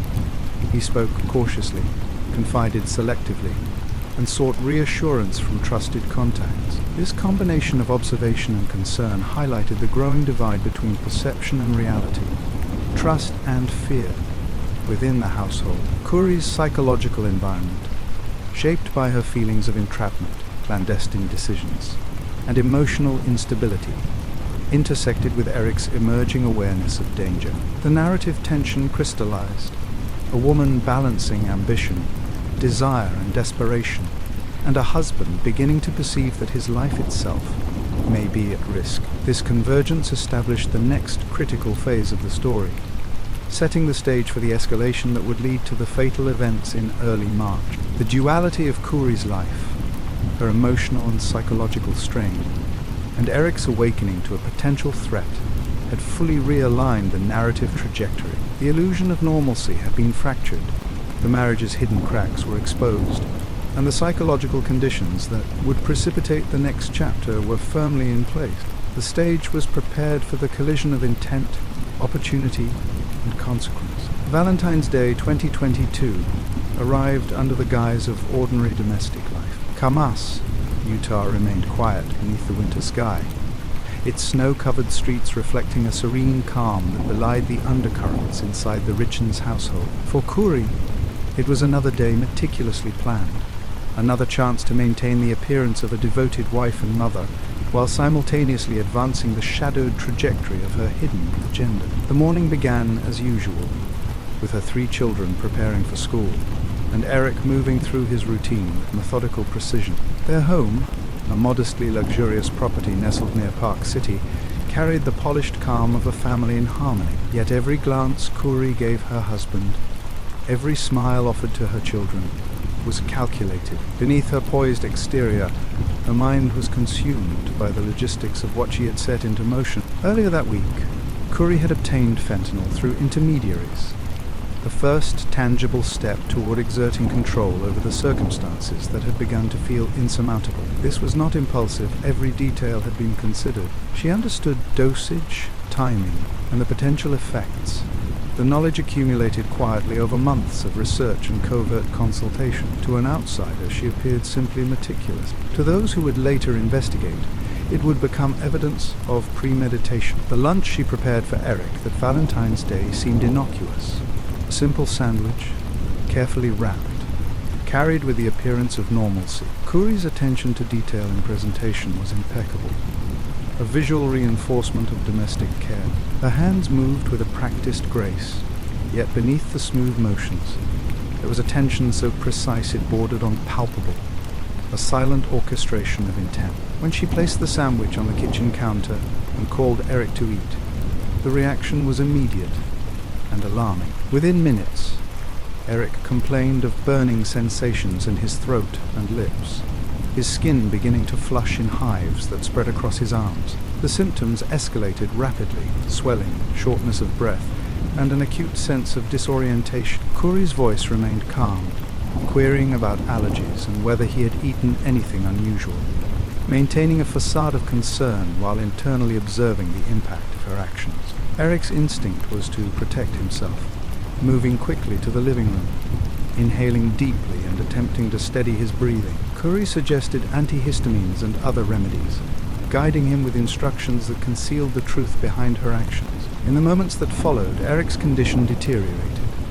He lost consciousness briefly, prompting Kouri to call emergency contacts while monitoring him closely. Paramedics would later note that the rapid onset of symptoms was consistent with an external toxic substance, a conclusion that would later prove critical. During the crisis, Eric experienced flashes of confusion and mistrust. He had been increasingly aware of Kouri's growing secrecy, her unexplained absences, and the discrepancies in her financial disclosure. These moments coalesced into a quiet suspicion that began to crystallize as the immediate danger passed. Eric survived, but the brush with death left him shaken, his instincts now on high alert. He confided in a close friend in the days afterward, revealing the chilling thought that had taken root.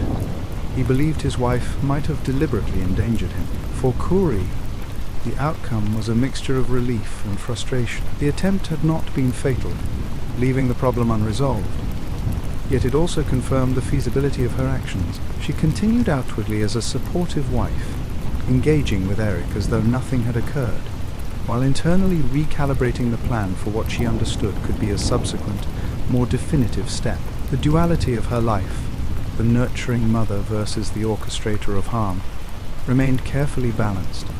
Yet the psychological weight of maintaining that facade was growing heavier with each passing day. By the end of Valentine's Day, the household returned to its routine, though the rhythm had subtly shifted. Eric's suspicion had deepened, his awareness sharpened, and the tension between them had escalated imperceptibly. Kouri's meticulous preparation had preserved appearances, but the events of the day planted the seeds of fear and mistrust that would shape the trajectory toward the tragic events that followed on March 4th, 2022. The first act of direct harm had been committed. It was calculated, deliberate, and observed only by the participants themselves. From this point onward, the narrative of trust and routine had irrevocably fractured, leaving behind a household poised on the knife edge between illusion and danger, with every subsequent decision carrying heightened stakes for both Kouri and Eric. The days following Valentine's Day 2022 were marked by an undercurrent of tension in the Richins household that neither Kouri nor Eric could openly acknowledge. Outwardly, life resumed with familiar routines, school runs for the children, work obligations, and social interactions that required smiles and polite conversation. Yet beneath the surface, the shadow of the near-fatal incident clung to every glance, every word exchanged between husband and wife. Eric had survived the poisoning, but the incident left him unsettled, his normally methodical mind now haunted by the possibility of betrayal. He began observing subtle discrepancies: Kouri's excuses for late nights, the carefully managed explanations for financial anomalies, and the moments when her attention appeared divided. A growing sense of mistrust took root, quiet but persistent, gnawing at the foundation of what he had assumed to be a secure marriage. He started cataloguing small details in his mind, patterns that he could not yet articulate, but that collectively suggested intentional concealment. Questions began forming.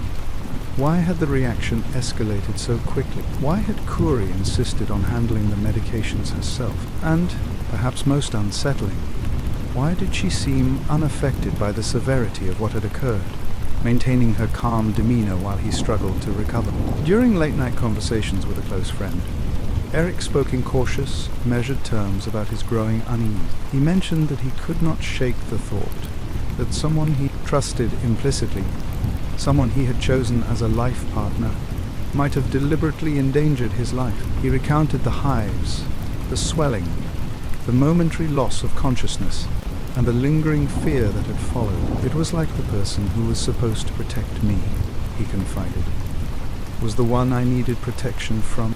At home, the atmosphere shifted incrementally. Eric became more vigilant, double-checking meals, scrutinizing routines, and questioning minor inconsistencies in conversation. Kouri's attempts to maintain normalcy required greater effort. Her carefully cultivated exterior of calm reassurance had to withstand an increasingly perceptive partner. The tension was subtle but persistent, a quiet war of observation and deduction that left both parties navigating a fragile equilibrium. Eric's personality, cautious and structured, made him particularly sensitive to anomalies. His protective instincts toward the family and his own life, combined with a methodical approach to problem solving. He began noting behaviors that, while possibly innocent in isolation, now seemed threatening when contextualized alongside the Valentine's Day incident. A misplaced bottle, a forgotten errand, a casual remark.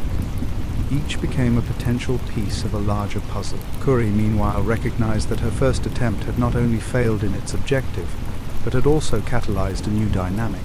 A husband who was now quietly questioning, now subtly resisting. Her psychological state became more complex.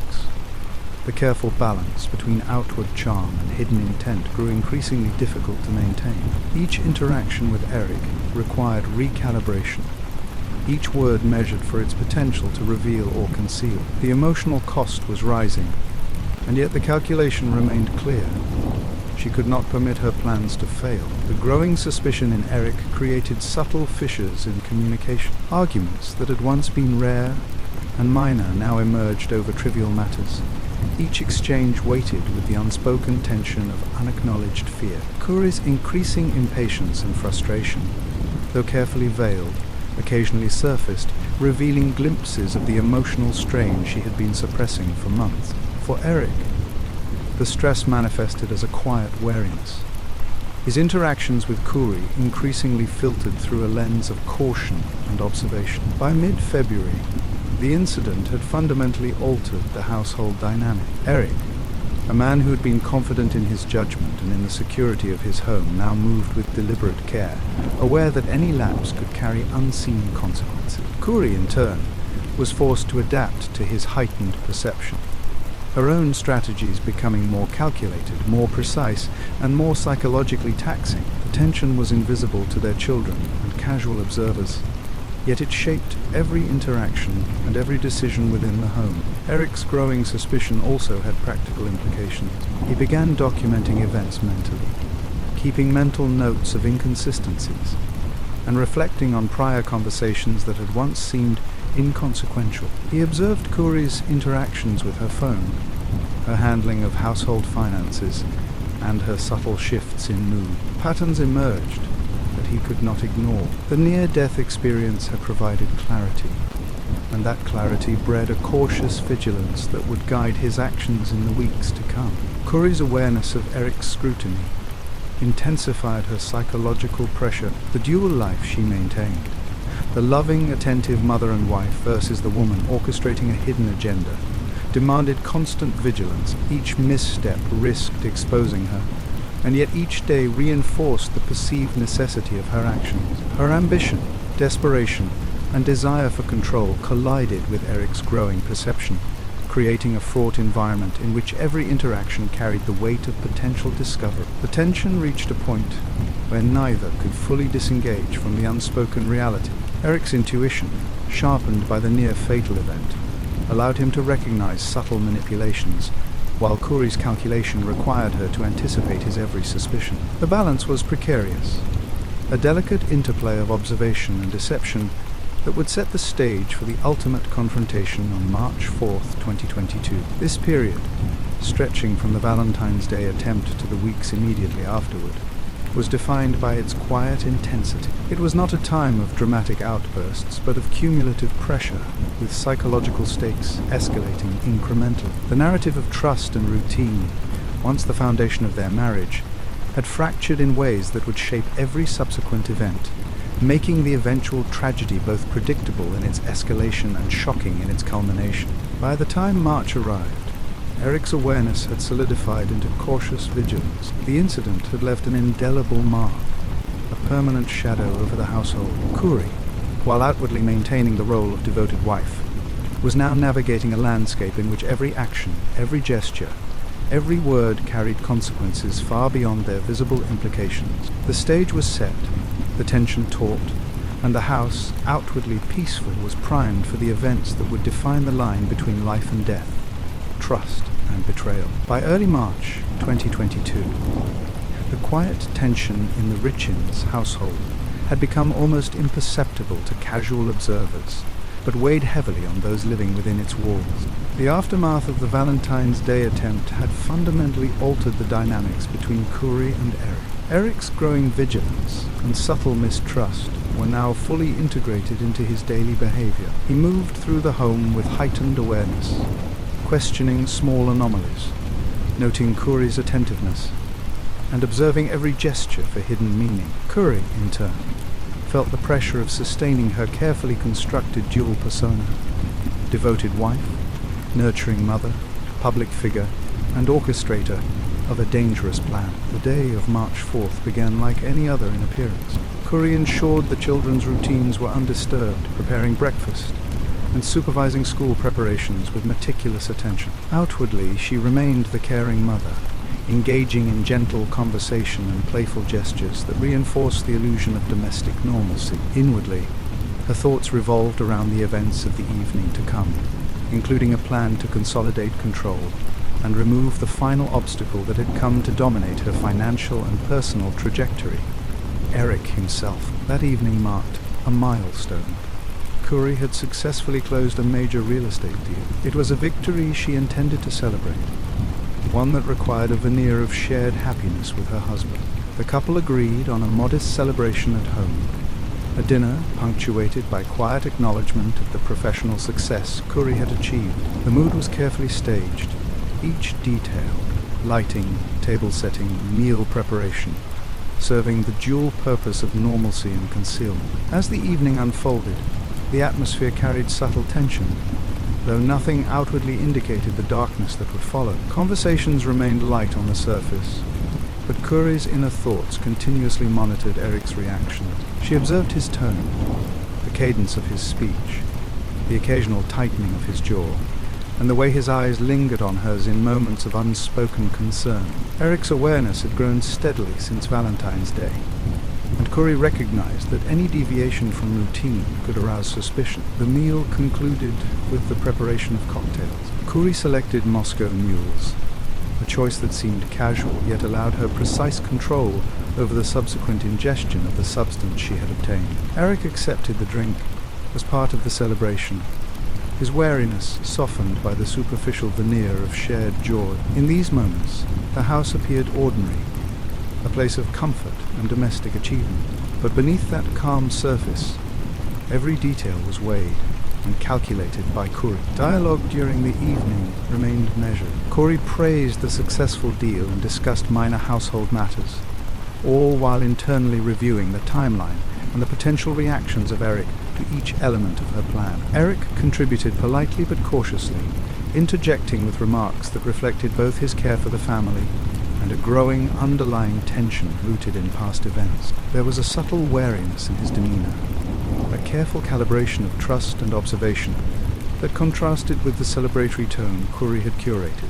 The slow pacing of the evening heightened the psychological tension. Each step, setting the table, arranging the cocktails, discussing minor details of the day, was intentionally prolonged, providing Kouri with opportunities to manage Eric's perception while allowing her plan to proceed without overt detection. The quiet hum of domestic life contrasted sharply with the magnitude of the actions she was preparing to take. By stretching the evening into careful sequences, Kouri maintained control while masking the danger that now hung invisibly over the household. As the night deepened, Kouri continued to monitor Eric closely. She noted his occasional pauses, the subtle glances that betrayed his internal skepticism, and the way his tone shifted in response to her words. Every action reinforced the tension, the psychological interplay between husband and wife intensifying as the hours progressed. Eric's growing awareness and cautious vigilance had transformed the household into a silent arena of observation, where each party measured actions and reactions in the shadows of previous events. By the time the clock approached midnight, the atmosphere had become taut. The ordinary rhythms of celebration had given way to an almost imperceptible suspense. The children had been put to bed, leaving the adults alone in the house, and the isolation of the evening amplified the weight of the interactions. Kouri's control over the environment was near absolute, yet Eric's increasing suspicion rendered the balance delicate. A single misstep could shatter the constructed normalcy and reveal the hidden tension that had been building for weeks. Kouri's movements, gestures and verbal cues were all deliberate. She ensured that the Moscow mules were presented naturally, as part of a celebratory toast, while internally confirming the precise dosage and timing required for the plan to succeed. Every smile, every touch, every word was calibrated to sustain trust, divert attention, and maintain the illusion of a loving, attentive spouse. The psychological pressure of sustaining this duality required constant focus, an internal balancing act that would ultimately culminate in the night's critical events. As the evening progressed toward the early hours, the combination of celebration, routine, and careful manipulation set the stage for the inevitable. Eric, despite his vigilance, could not anticipate the specific danger lurking within what appeared to be an ordinary domestic scene. Kouri's ability to maintain composure and present normalcy masked the lethal potential of her next move, creating a chilling dissonance between perception and reality. By 2:30 a.m.,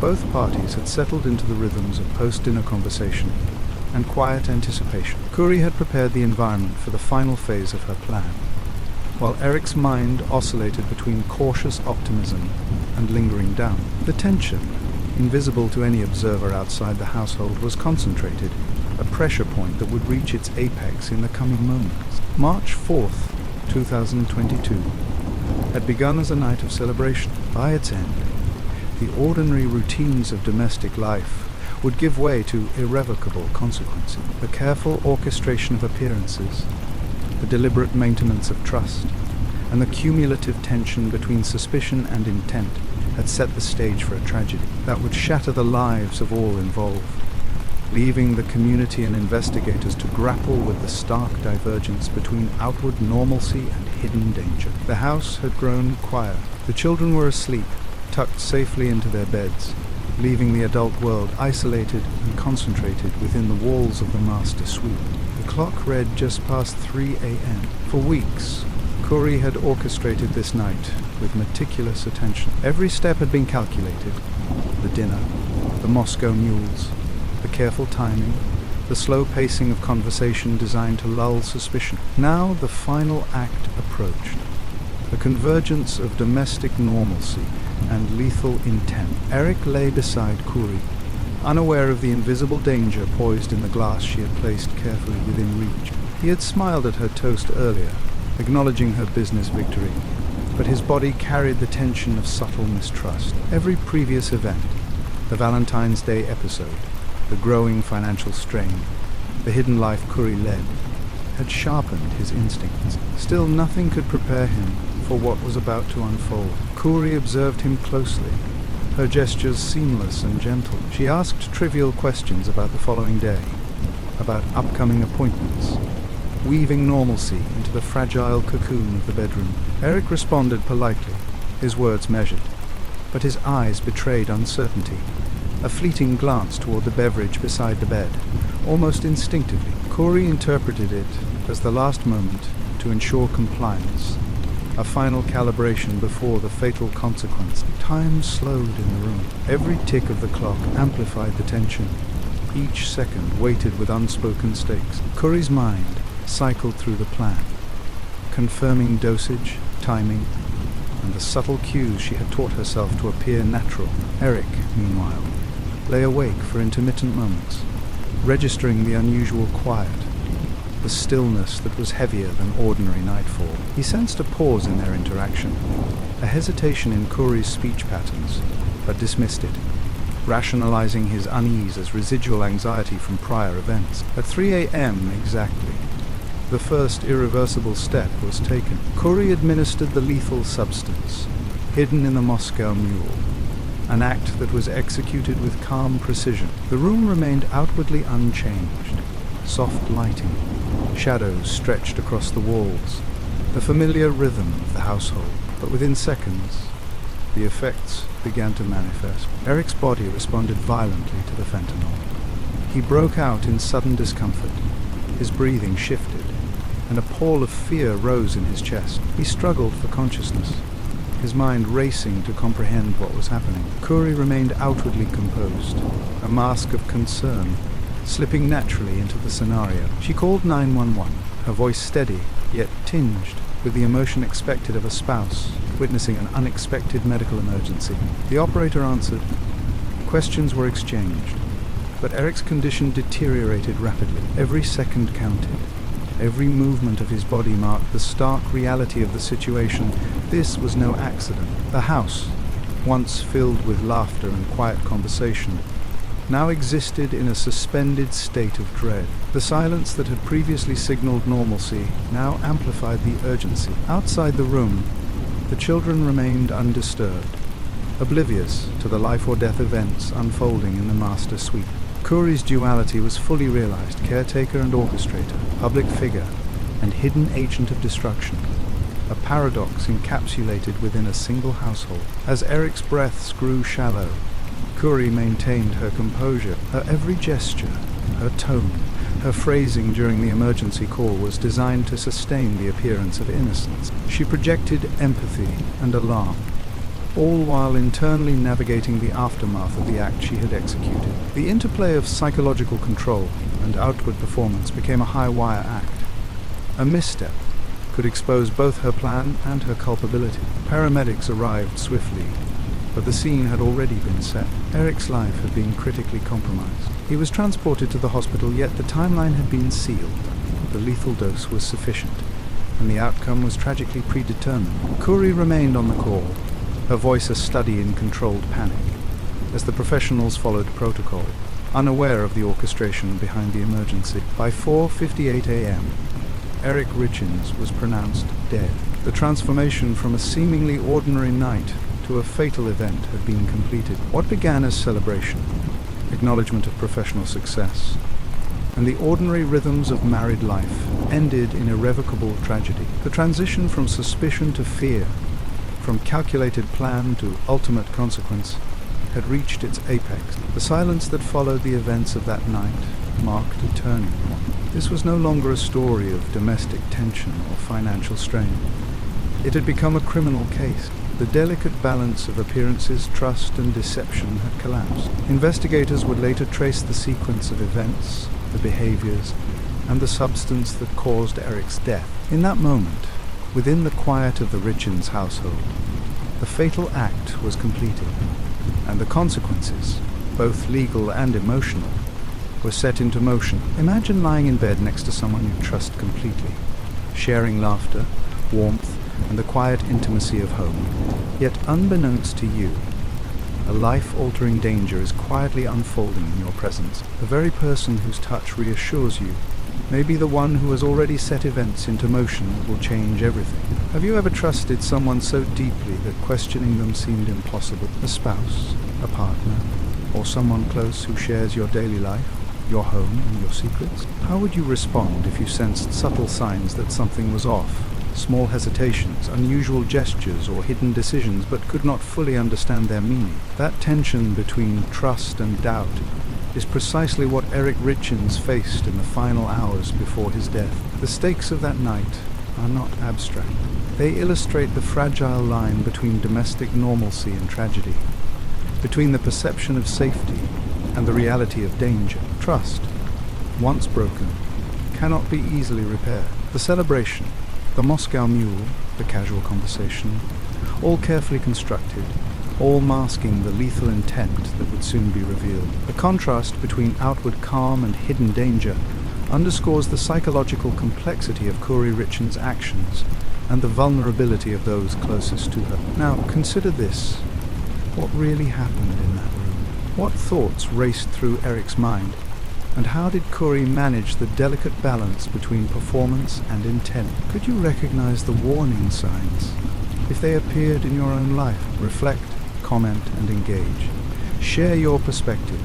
Do you think trust can blind us even to the most calculated danger? Like, share, and comment to explore how ordinary moments can conceal extraordinary consequences. And stay with us as the story moves toward revelation. The following morning, the stillness of the Richins home was punctuated not by laughter or the routines of family life, but by the arrival of authorities tasked with documenting a death that had already begun to shift from tragedy to investigation. The air, once filled with warmth and the soft hum of domestic familiarity, now carried the weight of procedures and the stark finality of official presence. Kouri Richins had been pronounced dead in the early hours, and while Kouri maintained the composed demeanor she had perfected, the events of the previous night were already entering the realm of scrutiny that would change everything. Autopsy procedures began methodically. Medical examiners worked in precise steps, documenting injuries, collecting samples, and creating a timeline of physiological responses. The examination revealed a central truth. Eric had ingested fentanyl at levels 5 times the recognized lethal dose. The substance had been administered orally, consistent with the drink in which it had been placed the night prior. The findings were unequivocal. The medical report marked the shift from accidental or unexplained death to one that demanded deliberate consideration.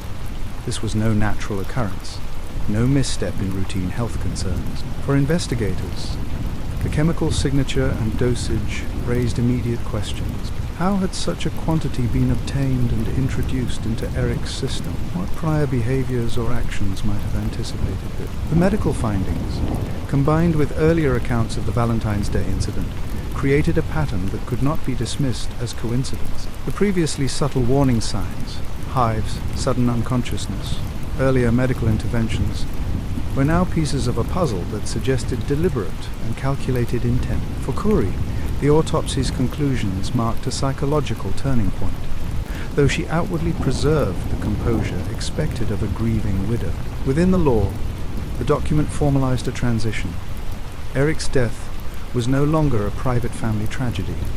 It was a potential homicide. The lethal substance, the dosage, and the route of administration made the incident an active case, one that would invite both legal action and intense public scrutiny. From the perspective of law enforcement, every detail mattered. Digital records, communications, and prior interactions with Kouri became critical areas of examination. Investigators began reconstructing the timeline of the fatal evening in precise increments. The actions of the hours leading up to 3 a.m., Kouri's interactions with Eric, and the administration of the Moscow Mule were now under intense review. The autopsy report provided the factual bedrock, but these surrounding details were what would eventually define the trajectory of the investigation. Legal counsel and law enforcement also began to consider motive in ways that went beyond the immediate medical evidence. Kouri's financial stress, her hidden life, her extramarital relationship, and prior business failures now became contextualized alongside the confirmed lethality of fentanyl. Every facet of her recent decisions was analyzed for connections to the fatal act. The combination of motive, opportunity, and evidence began to solidify the perception that this death was intentional rather than accidental. Psychologically, the shift from private tragedy to criminal investigation had profound implications. Eric's surviving family, friends, and acquaintances were forced to reconcile the disbelief of sudden loss with the emerging facts of a potential crime. Publicly, the narrative that Kouri had presented as a grieving widow began to fracture. The gentle persona that had allowed her to engage with the media and offer comfort to others now faced the scrutiny of evidence and official documentation. Each autopsy detail chipped away at the illusion she had maintained. The autopsy also set in motion procedural consequences.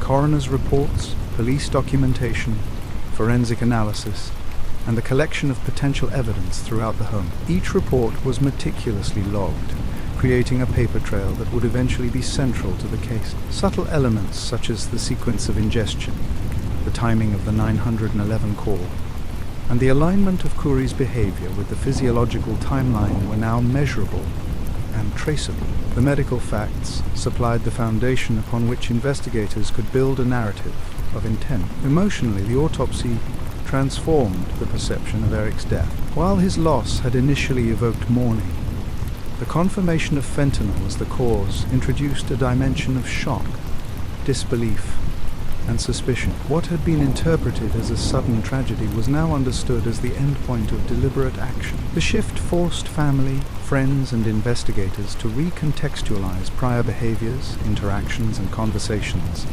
retroactively reading meaning into seemingly innocuous details. For Kouri, the implications extended beyond legal risk. Her identity as the grieving widow, the public persona she had carefully curated, and the narrative presented in her children's book were all now vulnerable to scrutiny. The medical findings, undeniable in their specificity, threatened the entire framework of the image she had built. Within hours, what had been a story of resilience and empathy became the foundation for questions, accusations, and eventual charges. The transition from domestic tragedy to criminal case was complete. The lethal dosage of fentanyl, the manner of administration, and the preceding events transformed Eric Richins' death from a personal loss into a formal investigation of homicide. Every actor in this unfolding scenario, the authorities, the family, and Kouri herself, was now operating within the framework defined by evidence, timelines, and medical fact. The shift established a new narrative reality. This was no longer just a story of loss. It was the beginning of a murder case. As investigators prepared to delve deeper into motive, opportunity, and prior warning signs, the narrative pivoted. The stage was set for legal proceedings, scrutiny of personal decisions, and the public revelation that would eventually reshape the understanding of Kouri Richins' life and actions. The emotional and legal consequences of the autopsy were inseparable.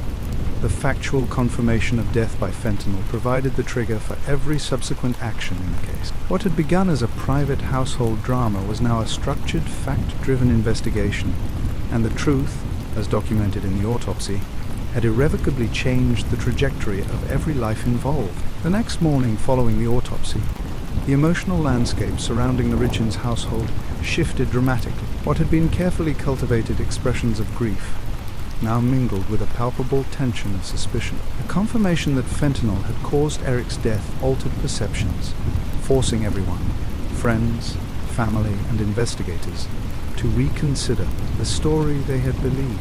Among them, the initial disbelief gave way to fear, the kind that emerges when familiar patterns of life suddenly seem fragile and unpredictable. For Kouri, maintaining the public persona of a composed widow required an extraordinary effort. Beneath the surface, however, anxiety had begun to manifest in subtle ways. Restless nights, frequent checking of communications, and calculated appearances in public and media. Each interview, each press appearance, was carefully orchestrated to preserve a facade, even as internal doubts and stresses pressed heavily.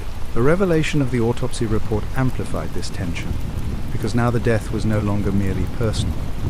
It was a potential crime, an event that would invite scrutiny into every prior decision and interaction. Friends and acquaintances, meanwhile, were unsettled by the combination of grief and suspicion. What had initially seemed to be a natural reaction to sudden loss was now punctuated by questioning glances, hushed conversations, and a slow unraveling of assumed truths. Those who had previously admired Kouri's resilience began to wonder whether they had misread her entirely. The shock was compounded by fear. If someone within the safety of the home could be capable of such an act, what else might have been concealed? Eric's surviving family faced a dual layer of emotional complexity. The immediate grief over his absence had been raw and visceral, yet the confirmation of intentional poisoning layered on a new and more intricate emotion: distrust. Questions that had previously been unthinkable. Why would someone harm him? Could it have been deliberate? Now demanded answer. Each memory of ordinary interactions, each moment of past domestic routine, was reinterpreted in light of the forensic findings. Simple gestures were suddenly loaded with ambiguity. Smiles, conversations, even minor disagreements took on new potential significance. Among the law enforcement personnel, suspicion and methodical caution merged. Investigators recognized that emotional responses, fear, shock, disbelief, were not merely incidental. They could provide insight into the mindset of those involved. Interviews and witness statements were approached with precision, analyzing emotional cues, inconsistencies, and subtle behaviors that might hint at awareness or intent. The transformation from a private tragedy to a full-scale criminal investigation demanded a new lens, one that combined the analytical with the psychological. For the broader public, the shift in narrative was equally disorienting. Media coverage initially centered on a grieving widow and a tragic death. With the autopsy's results, the story morphed into one of potential criminal behavior. Readers, viewers, and online communities debated the plausibility of accident versus design. The shock experienced by the audience mirrored, in some ways, the disbelief of those closest to Eric. The emotional arc extended beyond the household, illustrating how revelations in criminal cases ripple outward, affecting perceptions and emotional responses across social networks. Kouri's internal state, though carefully guarded, was a crucible of fear and calculation. Every interaction carried weight. Calls, messages, and social media engagements were monitored and measured. The psychological strain of maintaining the widow persona while anticipating potential investigative probes created a tension that was almost tangible. Small errors or emotional lapses could compromise the carefully constructed image she had curated since Eric's death. The fear of exposure became a constant presence, shaping decisions, behavior, and even speech patterns. At the same time, the revelation of the lethal dose introduced a profound cognitive dissonance for those closest to Eric. Memories of previous incidents, the Valentine's Day reaction, minor illnesses, or sudden discomfort were reframed. Each moment was evaluated for potential significance, a process that created both paranoia and clarity. People struggled to reconcile their prior impressions of Kouri with the medical realities now confirmed. The shock was not only in the act itself, but in the realization that subtle patterns had existed before the final tragedy, patterns that now pointed toward premeditation. In homes, offices, and public spaces, conversations shifted. Expressions of grief were interlaced with quiet speculation and questions of intent. Trust, once assumed, became conditional. The psychological arc of suspicion, fear, and shock reflected a broader narrative. The moment a private loss intersects with evidence of deliberate harm, the emotional environment transforms entirely. Relationships are tested, and even well-established perceptions are challenged. By the time investigators began their formal interviews with Kouri, the emotional landscape had been fundamentally altered. What had initially been grief-driven behaviors were now scrutinized as potential signs of manipulation or concealment. The shock of discovering that fentanyl had caused death, and in a lethal dose, created a feedback loop of fear and strategic self-presentation. Every word, every expression, and every decision carried consequences. The arc of emotion, from disbelief to fear, from mourning to suspicion, set the stage for the legal and social processes that would follow. The death of Eric Richins, once framed as a sudden and tragic loss, had become a case study in psychological and emotional complexity. Suspicion, fear, and shock were no longer personal experiences confined to one household.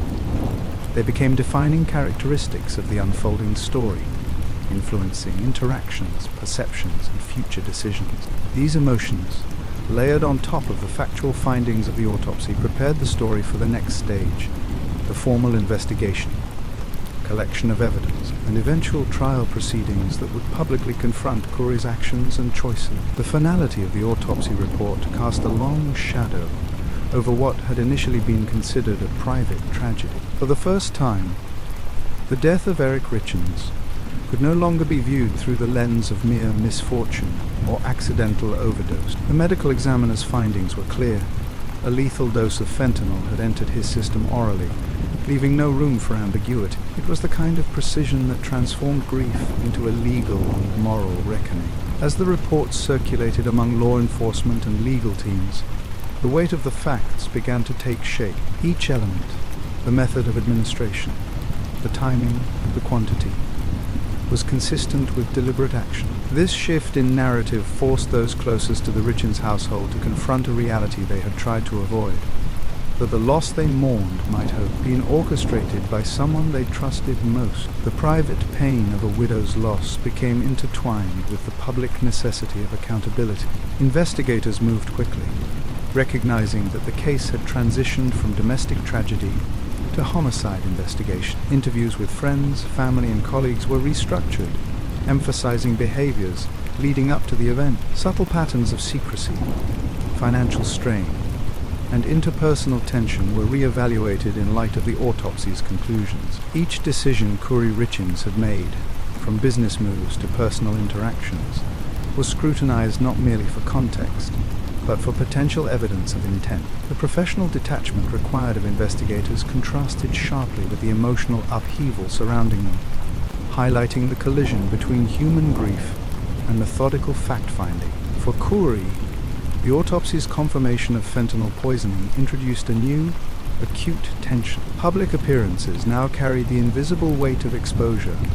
Private moments were imbued with strategic calculation. The psychological landscape shifted dramatically as the understanding of the lethal event deepened. Previously manageable stresses, the strain of media attention, the challenges of parenting 3 young sons, the pressures of maintaining her professional identity, now collided with the fear of criminal investigation. Every movement, word, and decision became a potential indicator of guilt or awareness.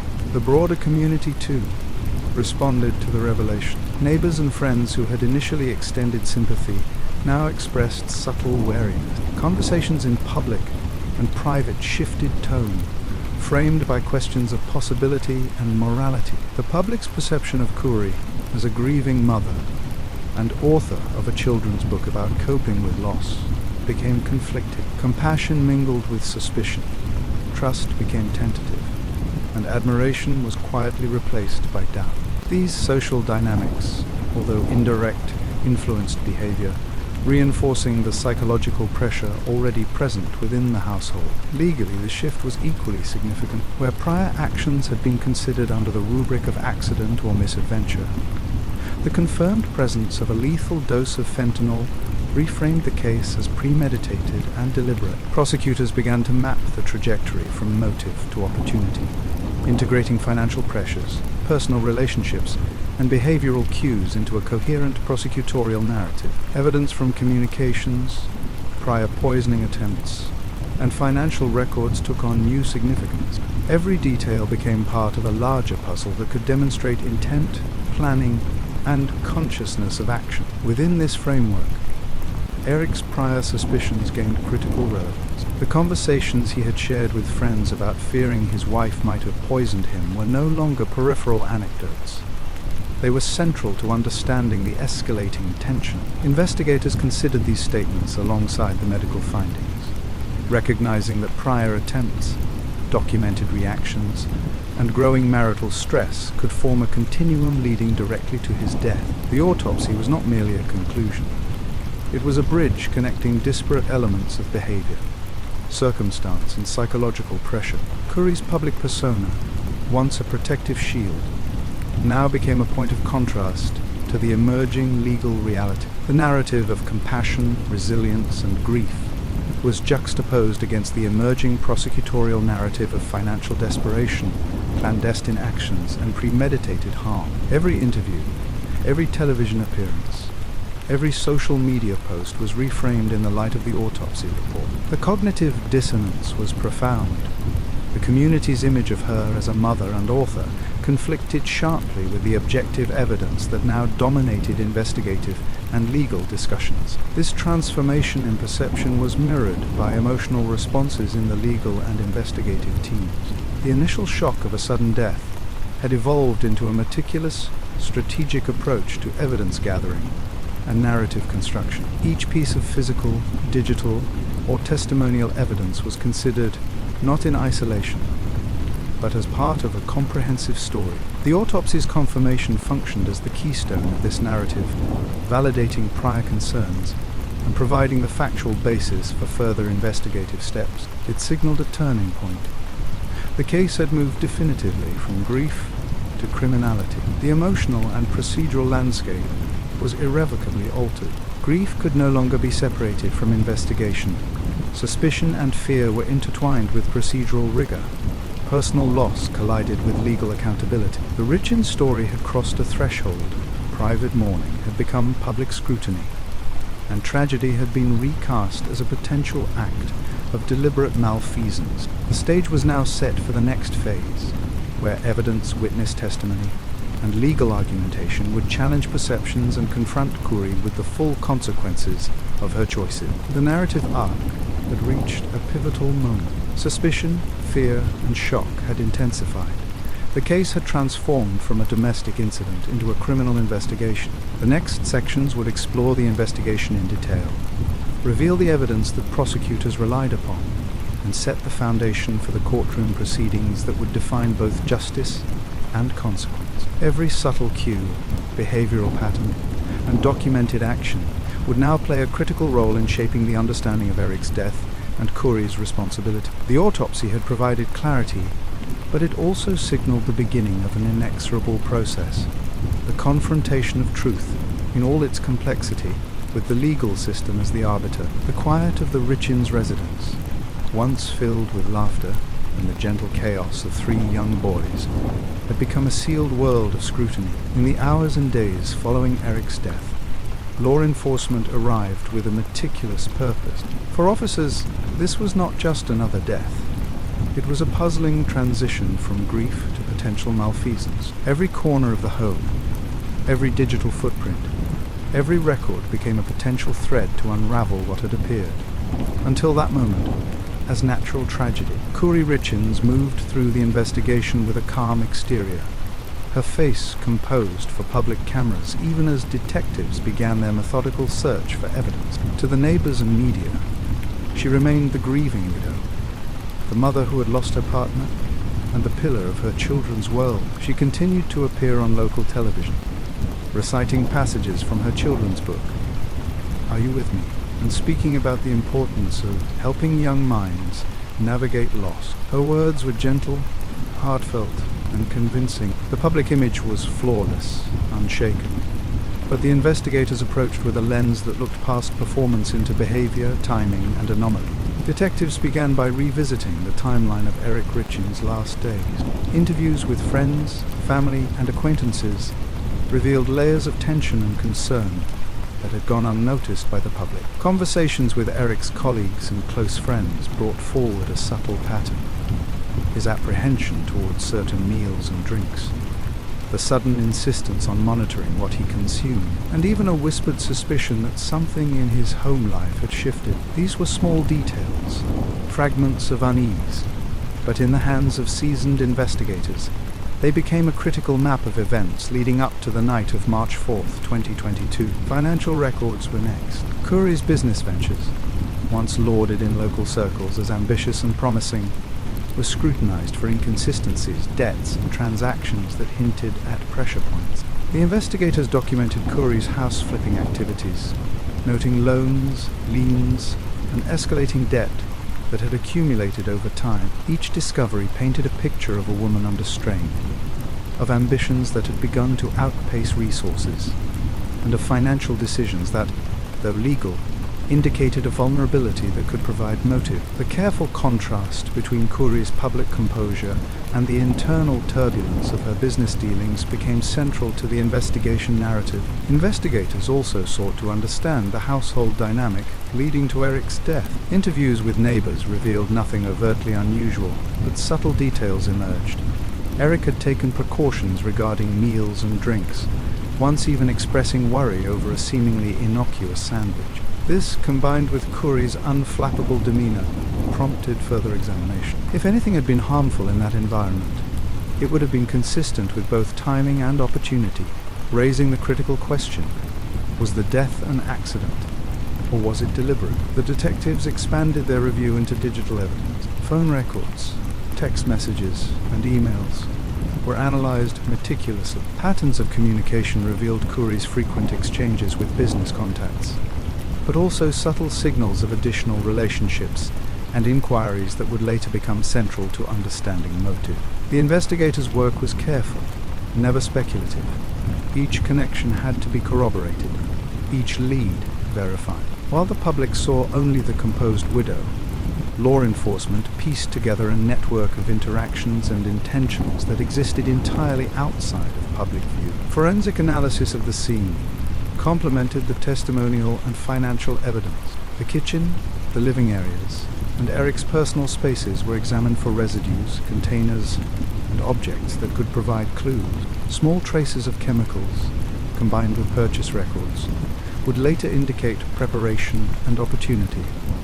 But at this stage, investigators were focused on assembling a foundation, hard evidence that could support a theory without relying on circumstantial assumption alone. The pressure on Kouri, though invisible in media appearances, was mounting. Behind the cameras, law enforcement's persistent attention meant that every decision, every gesture, was being observed. The quiet confidence she maintained in public became a careful performance under surveillance in private. Her children's presence complicated the environment further. They were shielded from direct questioning, but their routines and schedules contributed to a full understanding of the household's patterns, habits, and vulnerabilities. The investigators built a detailed chronology of Eric's final weeks, examining food preparation, beverage access, and potential opportunities for interference. Perhaps most importantly, investigators recognized the psychological element at play. Kouri's carefully curated image, her visible grief, and her public empathy became a factor in their analysis, not as proof, but as a behavioral pattern. Actions that might have seemed incongruent to outsiders now took on new weight. The timing of media appearances, the sudden urgency to finalize the book, and the consistency of her composure all suggested that investigators needed to probe deeper into intent.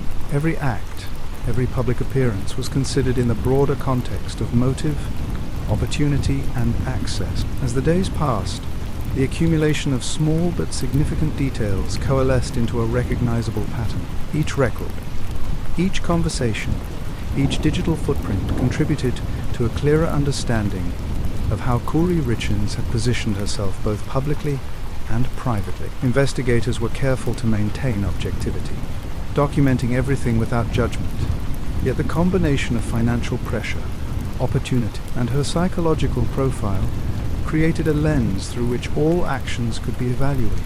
It was no longer sufficient to accept appearances at face value. This investigation required scrutiny at every level. By the conclusion of the initial investigation phase, the foundations of what would become the formal case against Kouri Richins were firmly laid. Law enforcement had identified critical leads, financial vulnerability, behavioral anomalies, access to the substance that caused Eric's death, and the stark contrast between her public image and the emerging evidence.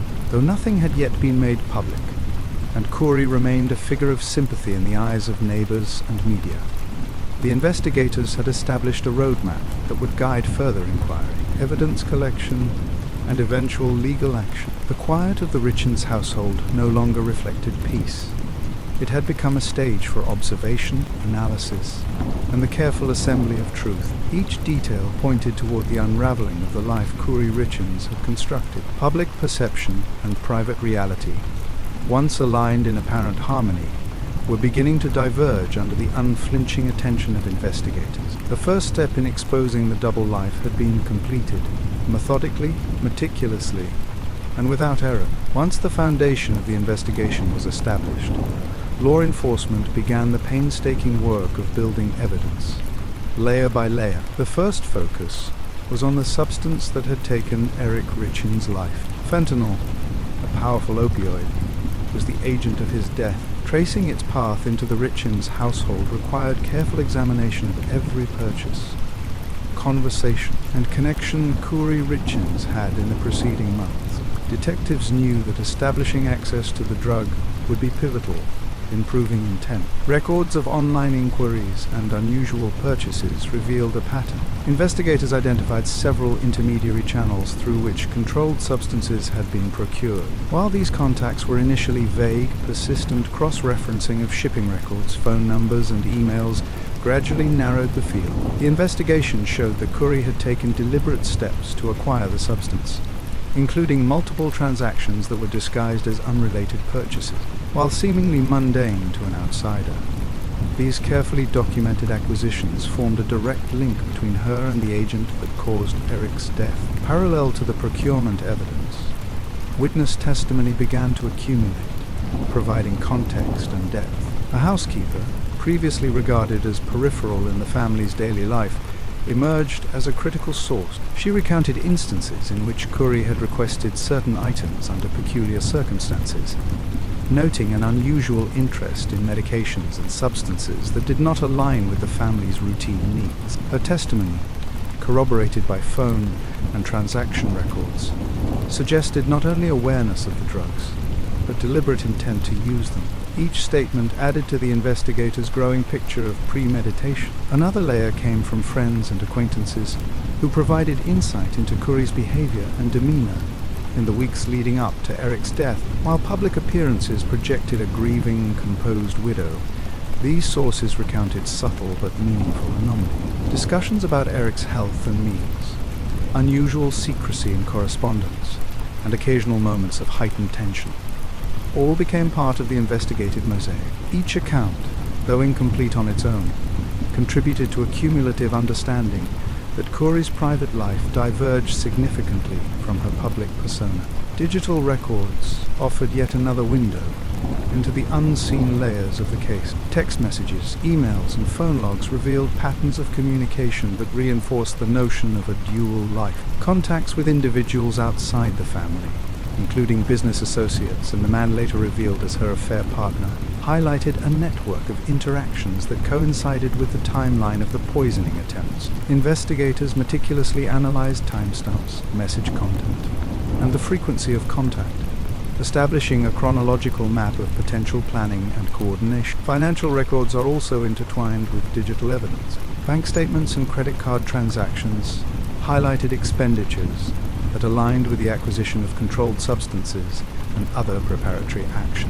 The juxtaposition of personal spending and the meticulous timing of the purchases drew a direct line between motive, opportunity, and action. The investigators were able to identify how financial pressure, personal ambition, and clandestine planning converged in a way that could no longer be considered coincidental. Cross-referencing witness testimony with digital evidence revealed further points of interest. Conversations with the housekeeper were compared to timestamps of purchases and online activity, reinforcing patterns of concealment and intent. Similarly, communications with the affair partner coincided with moments of personal and financial stress, illustrating not only a romantic diversion but also a psychological element of escape from perceived constraints. Investigators documented these sequences carefully, aware that the combination of opportunity, motive, and premeditation would be central in any eventual prosecution. Investigators also identified small but significant anomalies in Kouri's personal routine.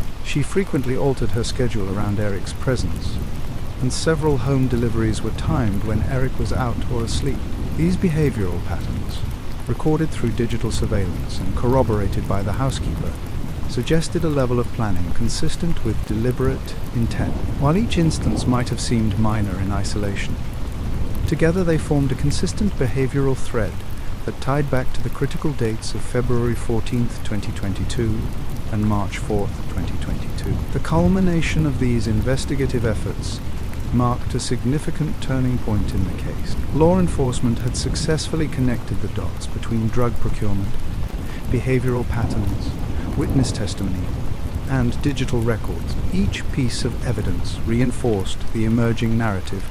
Kouri Richins had not only been aware of the lethal potential of fentanyl, but had taken deliberate steps to introduce it into her husband's life. The once framed image of an unshakable widow now faced the weight of tangible, traceable actions. With this foundation in place, the investigators prepared to move beyond the initial phase of questioning and into a full assessment of motive, psychological profile, and potential premeditation. The evidence gathered so far allowed law enforcement to begin shaping a comprehensive picture of how personal ambition, financial pressure, and secret relationships converged to set the stage for Eric Richins' death. This careful assembly of facts ensured that the next stages of investigation could proceed with clarity, focus, and precision. By the conclusion of the evidence-gathering phase, the duality of Kouri Richins' life had been exposed in measurable ways.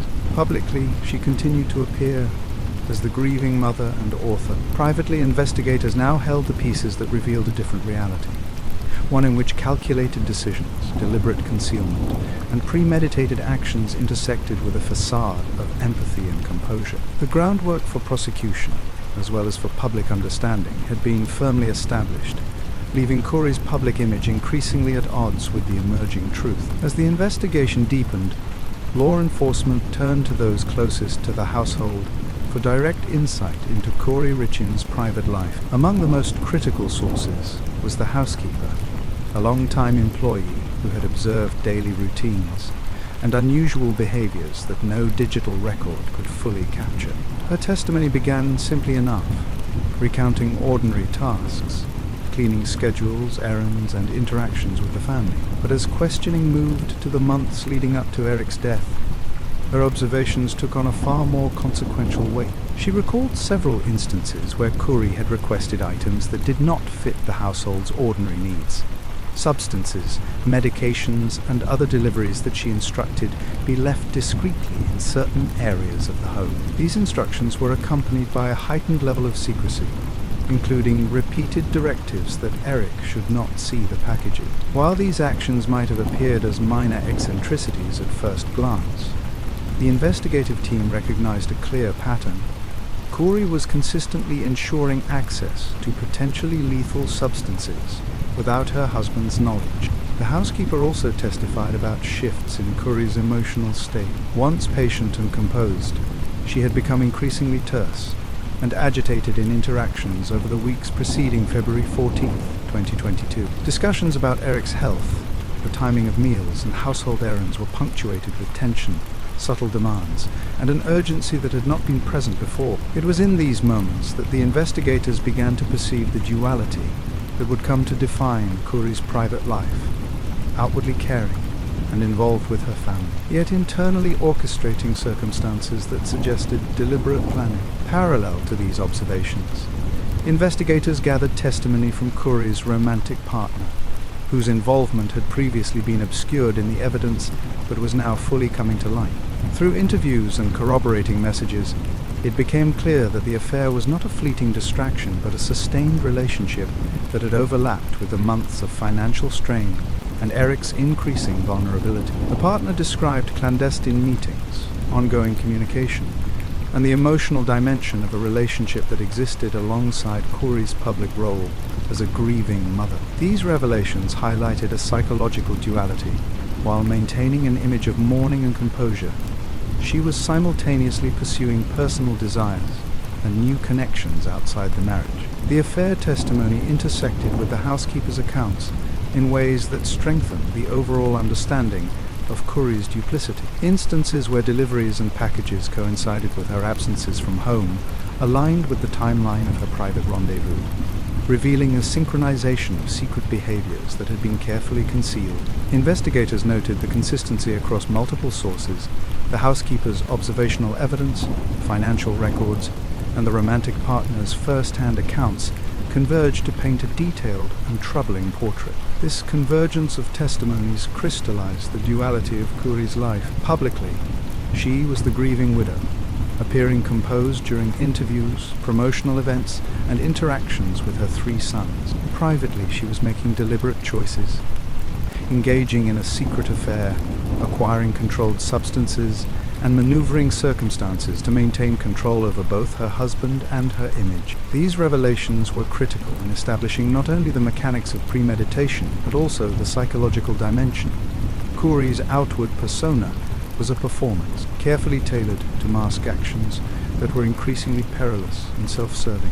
Investigators also uncovered behaviors that emphasized the calculated nature of her deception. The housekeeper's testimony included moments when Kouri deliberately adjusted her schedule to avoid encounters with Eric while handling deliveries. The romantic partner corroborated that many meetings took place during times when the husband was absent or asleep, suggesting a conscious effort to maintain secrecy. These details demonstrated forethought and coordination, indicators that investigators could directly link to both opportunity and intent. By the conclusion of these testimonies, the dual narrative was undeniable. Kouri Richins had cultivated a public image of empathy, resilience, and maternal devotion, yet simultaneously sustained secret activities that revealed both personal ambition and a willingness to manipulate circumstances for private gain. The housekeeper and romantic partner provided the human dimension that digital evidence and financial records alone could not fully convey, grounding the emerging case in observable human interactions. In the broader context of the investigation, this revelation served as a pivotal moment, with human testimony confirming her clandestine behavior and the affair. The narrative shifted from abstract suspicion to concrete understanding of her duality. Investigators could now present a cohesive picture. Kouri's carefully constructed public persona was at odds with her private intentions, setting the stage for the next phase, analyzing the psychological implications of her actions following Eric's death, including her decision to write a children's book and appear in the media. The compassionate widow seen by the world contrasted starkly with the private woman whose decisions were shaped by desire, desperation, and meticulous planning. This duality was no longer theoretical.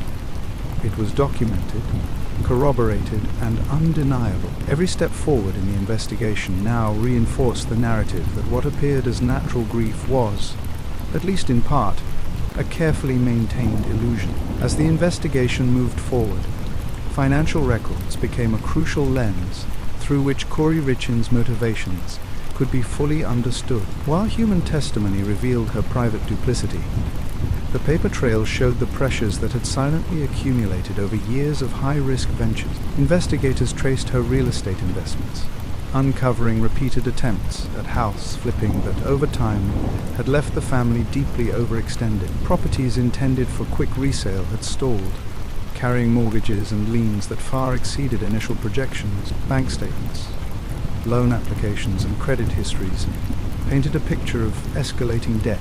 By early 2022, Kouri's liabilities reportedly ranged from $2 to $4 million, a sum that dwarfed her liquid assets. Investigators noted that some of these debts were tied to personal expenditures, while others were directly connected to business ventures that had failed to generate sufficient returns.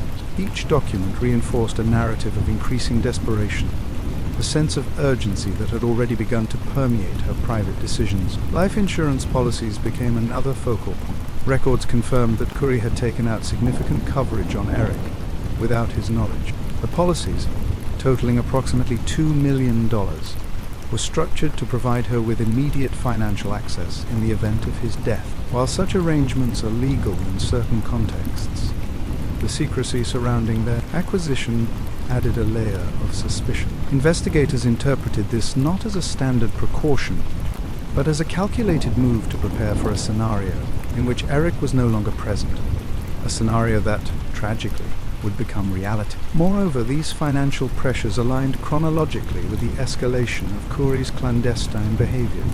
The period during which she arranged deliveries of substances, pursued an affair, and manipulated household routines coincided with months of mounting debt and collapsing business ventures. This correlation suggested a psychological impetus, Kouri's sense of entrapment, cornered by obligations and constrained by her husband's caution and the prenup, intensified the desire for an outcome that might restore her financial freedom. Investigators also noted attempts to conceal the severity of her financial situation from those around her. Friends and acquaintances recalled Kouri maintaining an appearance of success and stability, attending social functions and promoting her image as a competent entrepreneur and devoted mother. The contrast between public appearance and private reality mirrored the duality revealed in previously, the compassionate widow versus the woman calculating every move to secure both personal and financial autonomy. By the time the full scope of the debts and insurance policies was presented, it became evident that Kouri's actions were influenced by more than immediate opportunity. They were driven by a pattern of desperation that had been building for years. The convergence of financial strain, personal ambition, and secretive behavior framed her psychological state in a new light. She was not only emotionally estranged and strategically manipulative, she was under intense economic pressure that shaped her decisions. This financial context reinforced earlier observations.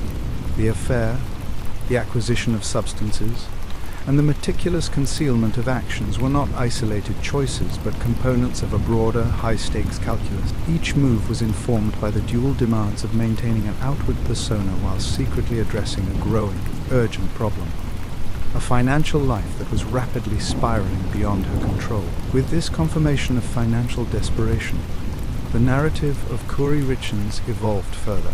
The public image of a grieving, compassionate mother now stood alongside a clear, evidence-based understanding of her psychological and financial pressures. Investigators could link motivation to action, intent to opportunity, and secrecy to both emotional and economic strain. The pieces were aligning.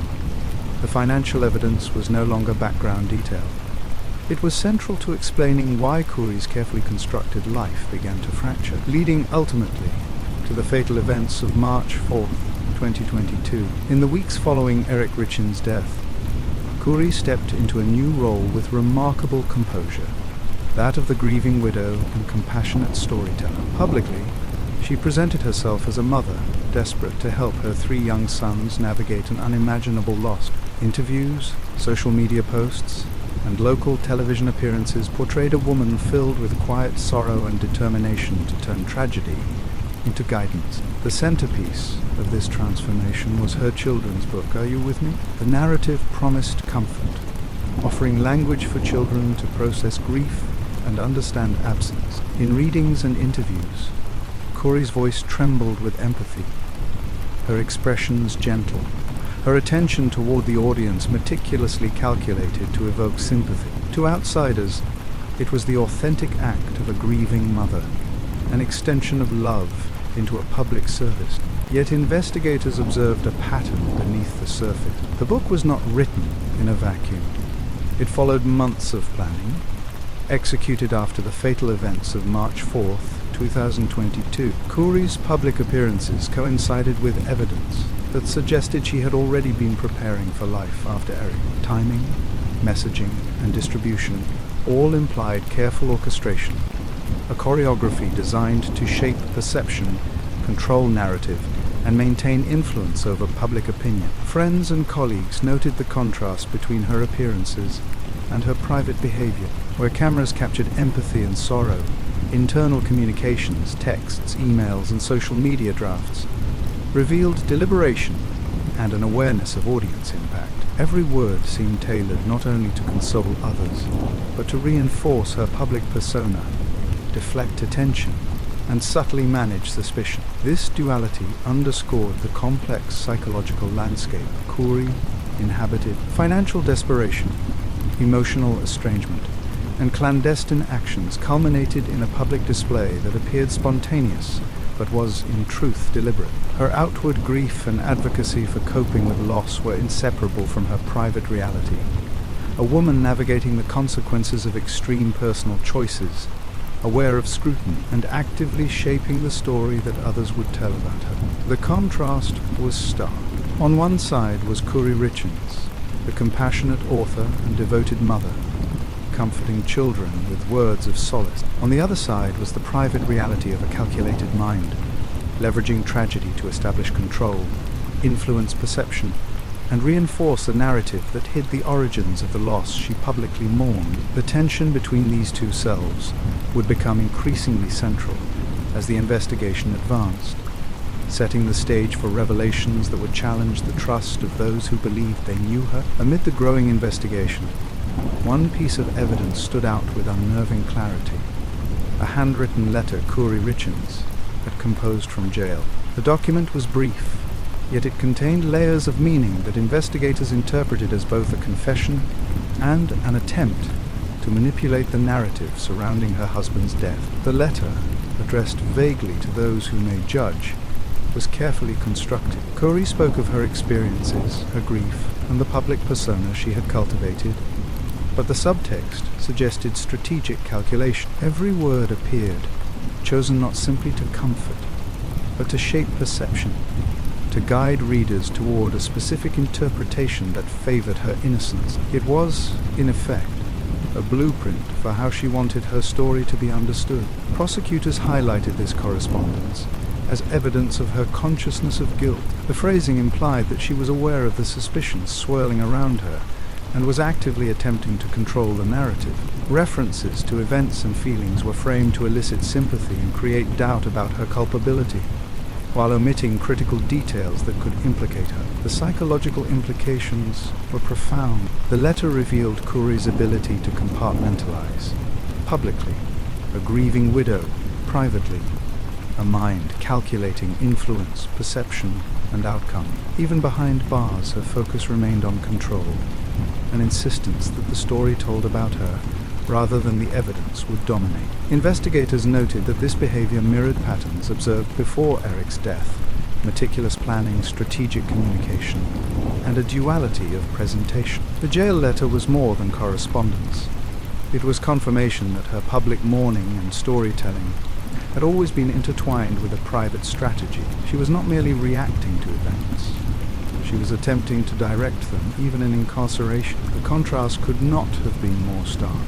Kouri Richins, the compassionate author and grieving mother, had transformed into a figure whose grief had become a tool, a carefully managed performance designed to shape opinion and influence perception. The letter crystallized the unsettling reality. Public sympathy and private calculation were inseparable, and the investigation now had a tangible artifact proving that Kouri was acutely aware of her actions, their consequences, and the way the world would view her. What if grief itself became a disguise? The words echo in your mind as you consider the story unfolding. Kouri Richins, a mother, an author, a public figure whose face appears in interviews and on book covers, presents herself as a woman broken by tragedy. Yet the very evidence now emerging tells a different tale. A calculated performance carefully layered over reality. Have you ever seen someone act one way in public and completely different in private? Many of us know individuals who wear masks for work, family, or social circles, hiding their true feelings and intentions. But what happens when that duality becomes extreme? When a public persona is not only a mask, but a tool for manipulation, capable of guiding perception and shaping belief while concealing truths that could destroy lives. Kouri's jail letter confirms it. Every word crafted to influence, to evoke sympathy, to control narrative. A grieving mother, yes, but one who calculated how grief should be received, interpreted, and ultimately remembered. Public grief, private calculation, identity versus truth. The contrast is jarring, unsettling, and challenges everything the audience thought they knew about her. Was any of it real? Could her compassion, her storytelling, her careful public performance coexist with the clandestine actions that led to Eric's death? Or was it all an elaborate facade, meticulously planned to protect her ambitions, her relationships, and her freedom? Think about those you trust in your own life. Do you truly know the full story behind their smiles, their words, their deeds? Pause for a moment. Comment below. Do you believe people can hide such extreme duality? Share your thoughts. And if this story has captured your curiosity, subscribe to follow as the truth behind Kouri Richins continues to unfold. As investigators pieced together the fragments of Kouri Richins' double life, a growing tension gripped everyone involved. What had begun as a tragic death now revealed layers of deception, ambition, and calculated manipulation. The curiosity sparked by initial media reports evolved into a stark revelation. The mother, comforting grieving children with her storybook, was also the architect of their father's absence.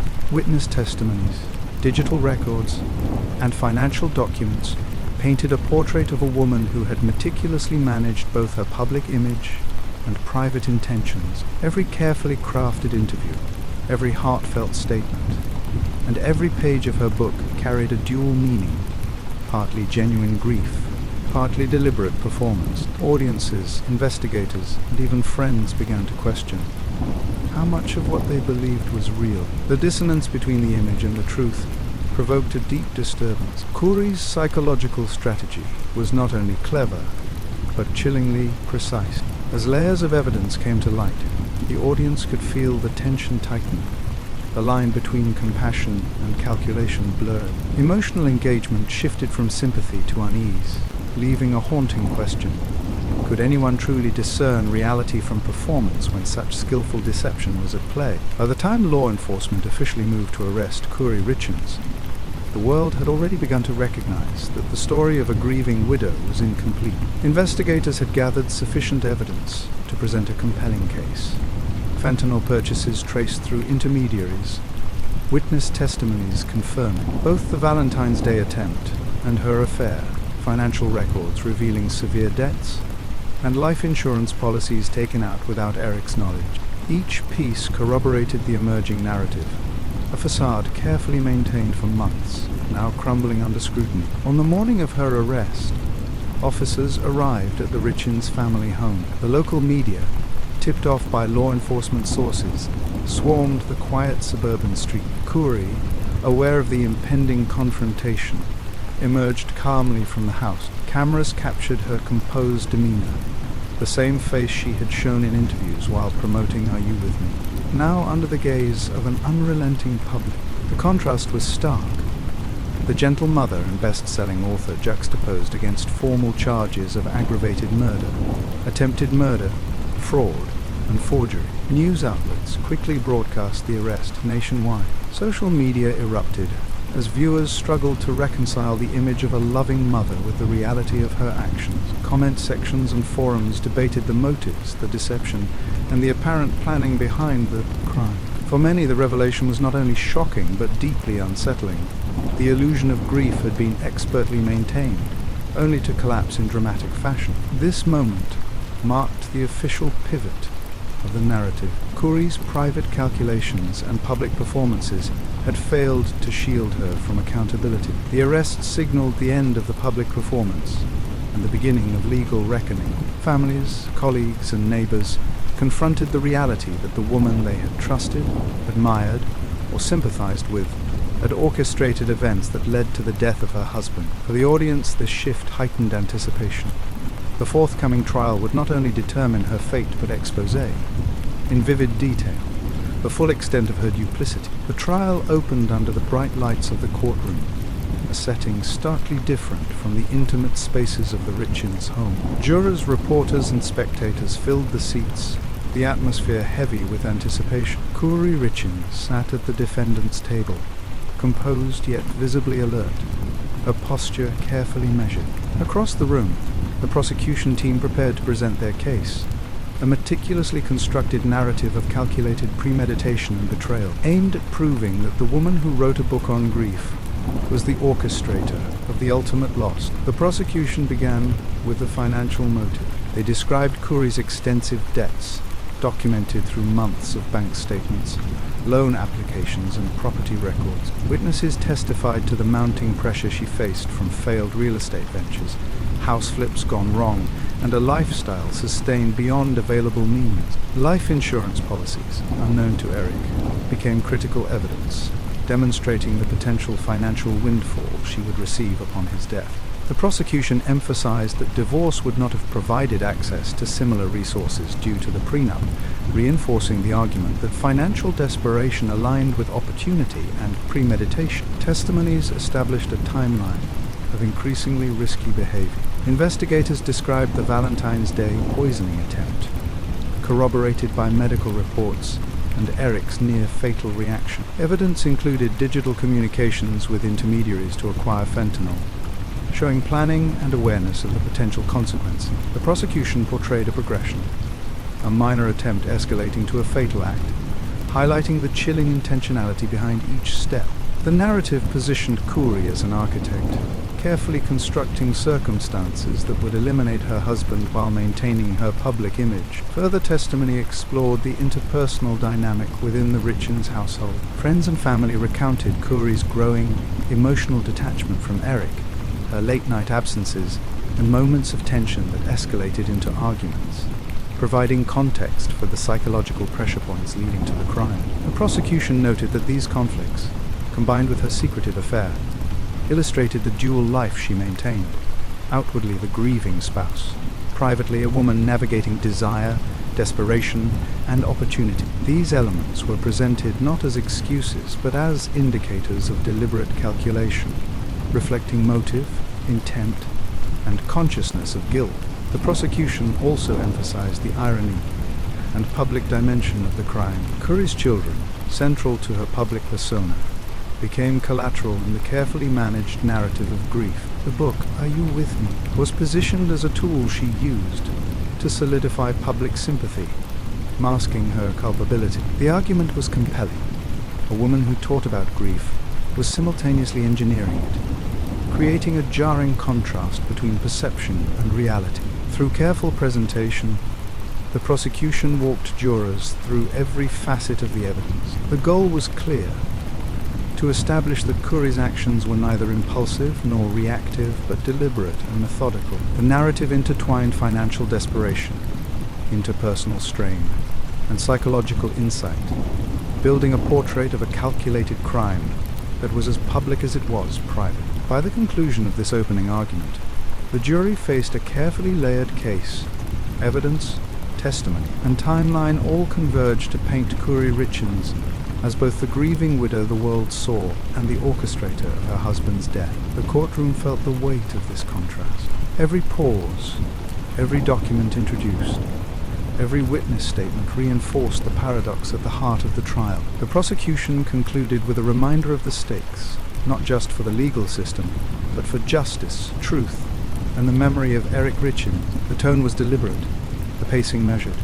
The stage was set for the confrontation between the calculated public image and the reality behind closed doors. As the prosecution concluded, a heavy silence settled in the courtroom. Kouri Richins sat quietly, hands folded, eyes steady, as her defense team prepared to counter the narrative meticulously laid before the jury. Unlike the prosecution, whose argument emphasized calculation, motive, and duality, the defense sought to reframe the story entirely, portraying Kouri not as a calculating widow, but as a mother, a grieving spouse, and a woman caught in tragic circumstances. Their approach was methodical, focusing on doubt, alternative interpretations, and the fragility of circumstantial evidence. The defense began by questioning the interpretation of financial documents. While the prosecution had emphasized debt and life insurance as motives, the defense argued that Kouri's financial struggles were typical of small-scale entrepreneurs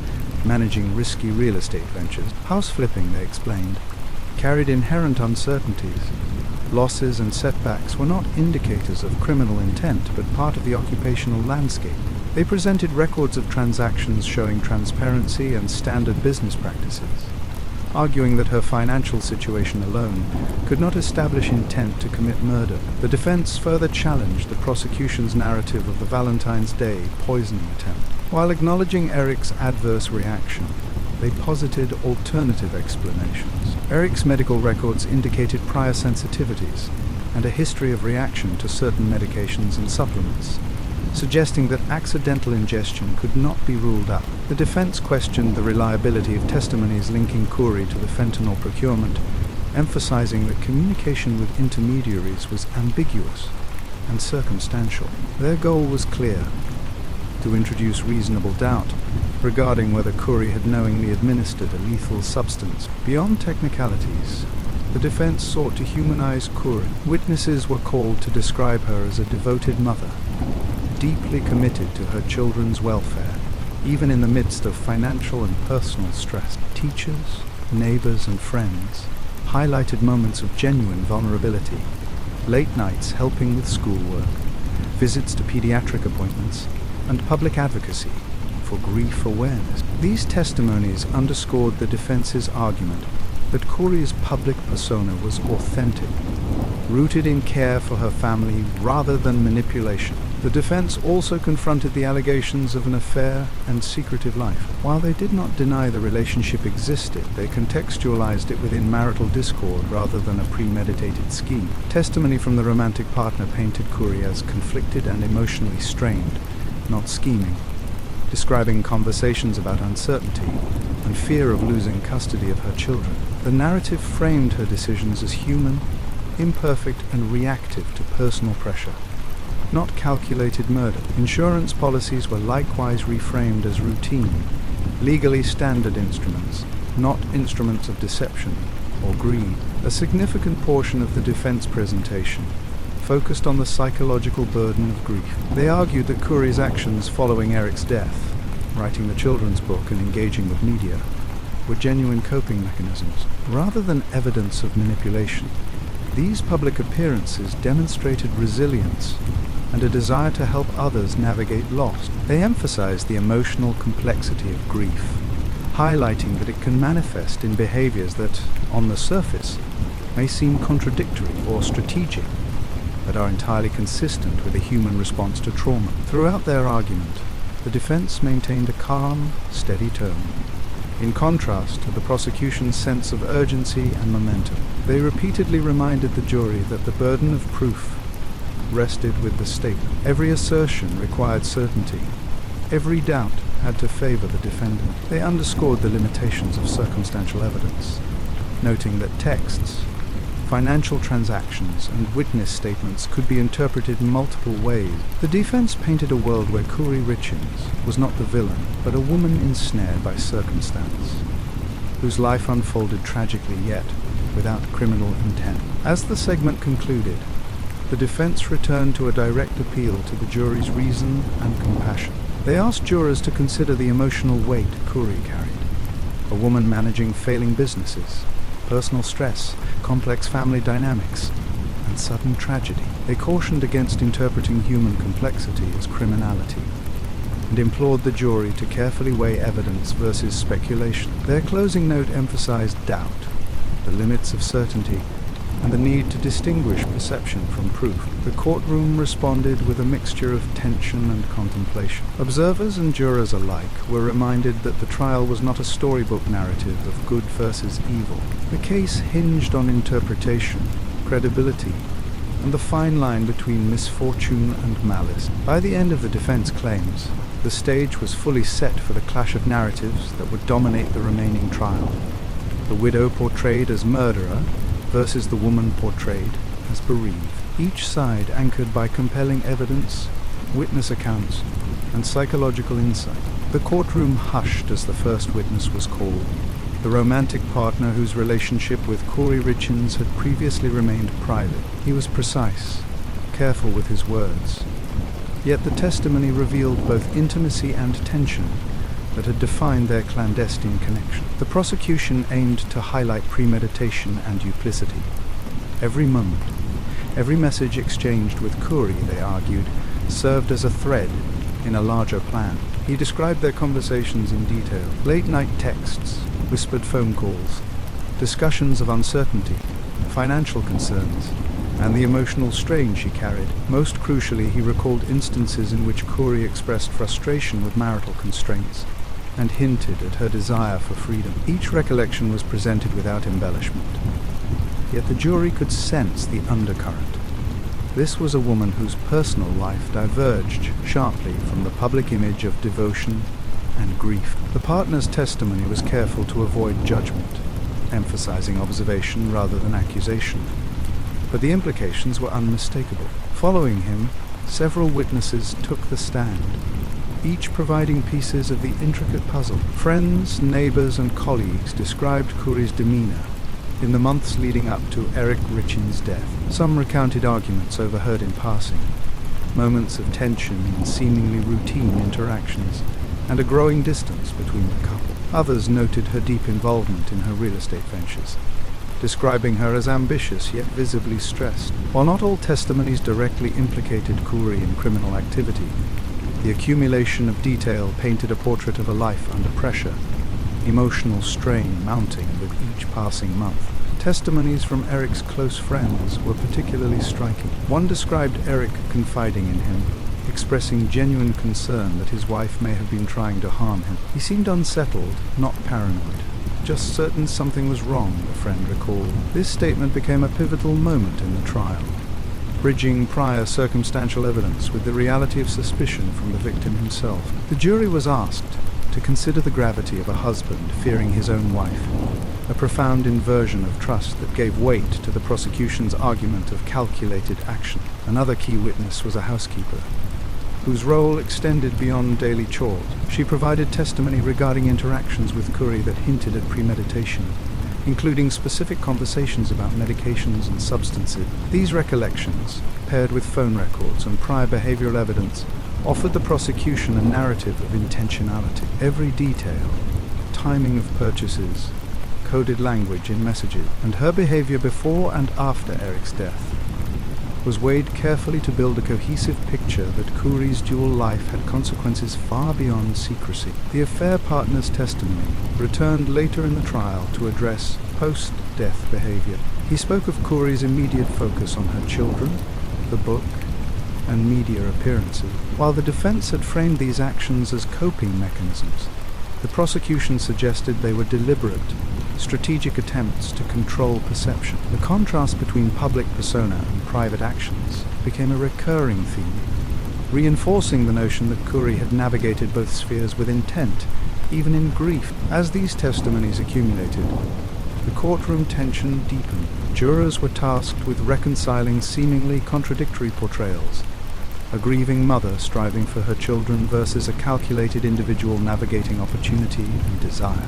The interplay of witnesses and evidence highlighted the duality that had been established from the earliest sections: love and ambition, trust and suspicion, public image and private motive. The narrative clash was clear. Kouri Richins was simultaneously widow and alleged orchestrator of her husband's death. Each witness reinforced facets of her duality, illuminating the stakes, the human element, and the calculated elements that had driven the prosecution's case. The stage was now set for the trial's climax. Deliberation and the jury's verdict would determine how the threads of deception, grief, and ambition ultimately converged.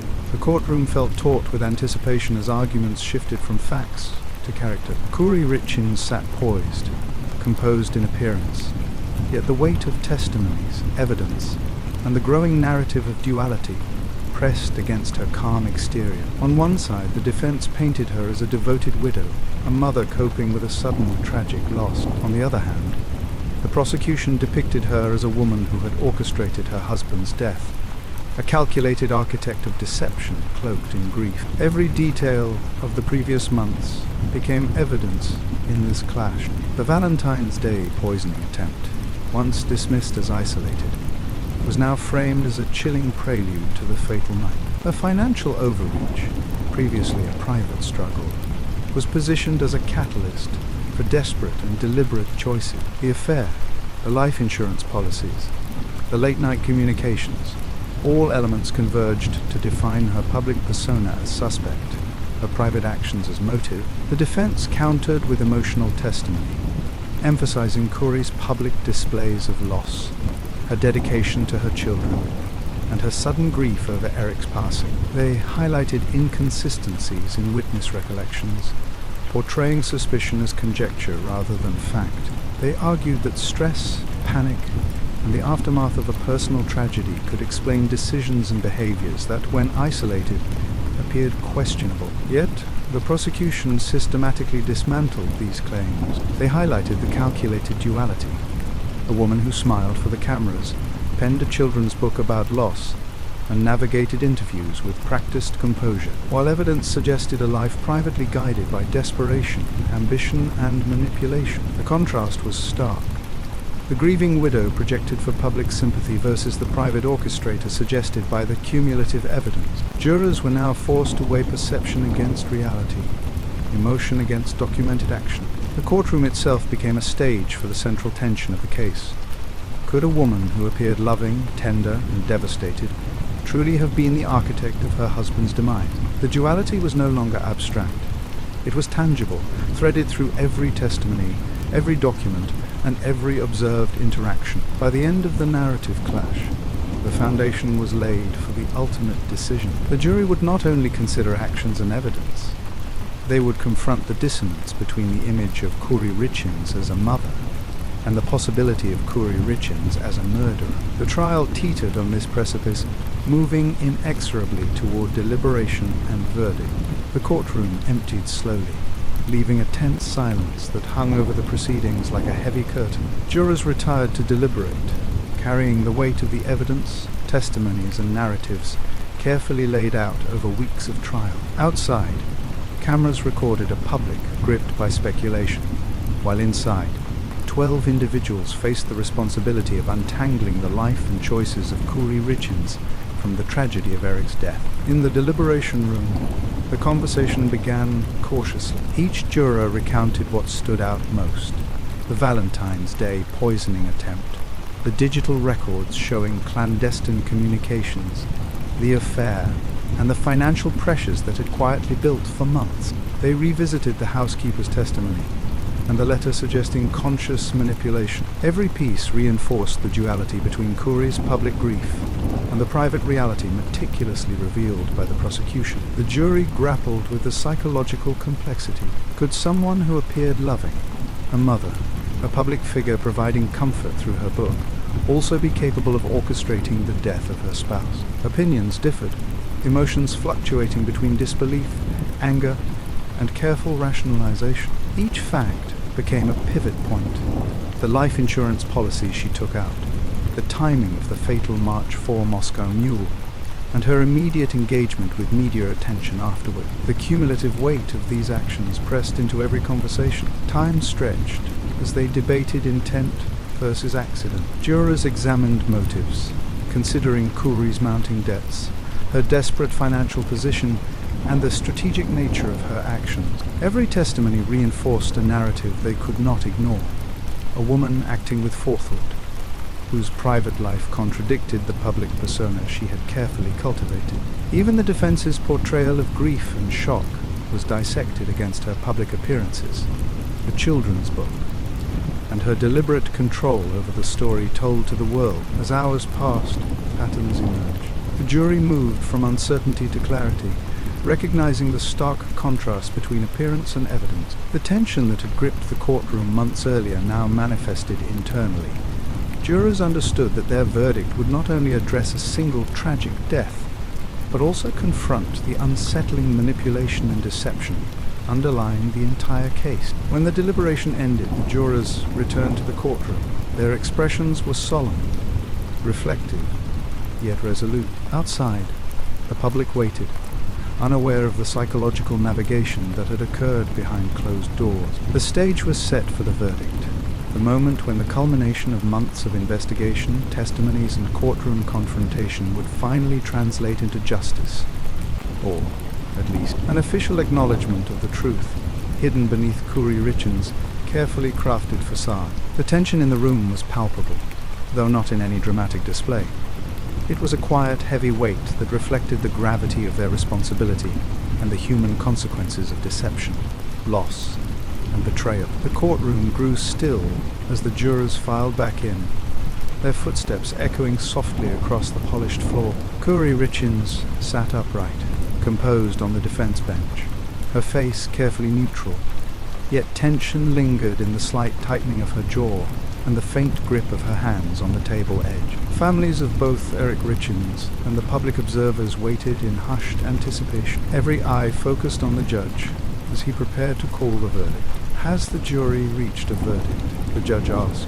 "Yes, Your Honor," the foreperson responded, voice steady. The jurors had deliberated carefully, weighing months of testimony, financial records, digital communications, and evidence of premeditation. They had discussed Eric's warnings, the Valentine's Day poisoning, the final fatal night, and the meticulous orchestration of Kouri's post-death public persona. Every element pointed to one conclusion. The foreperson opened the envelope. "We, the jury, find the defendant, Kouri Richins, guilty of aggravated murder, guilty of attempted murder, and guilty of fraud and forgery." A silence filled the courtroom, heavy and unbroken for several heartbeats. Shock registered across the faces of those who had followed the story through headlines and interviews. Some whispered softly to one another, while others stared in disbelief, trying to reconcile the woman who had comforted grieving children with the calculations that had taken her husband's life. Kouri's eyes remained focused forward.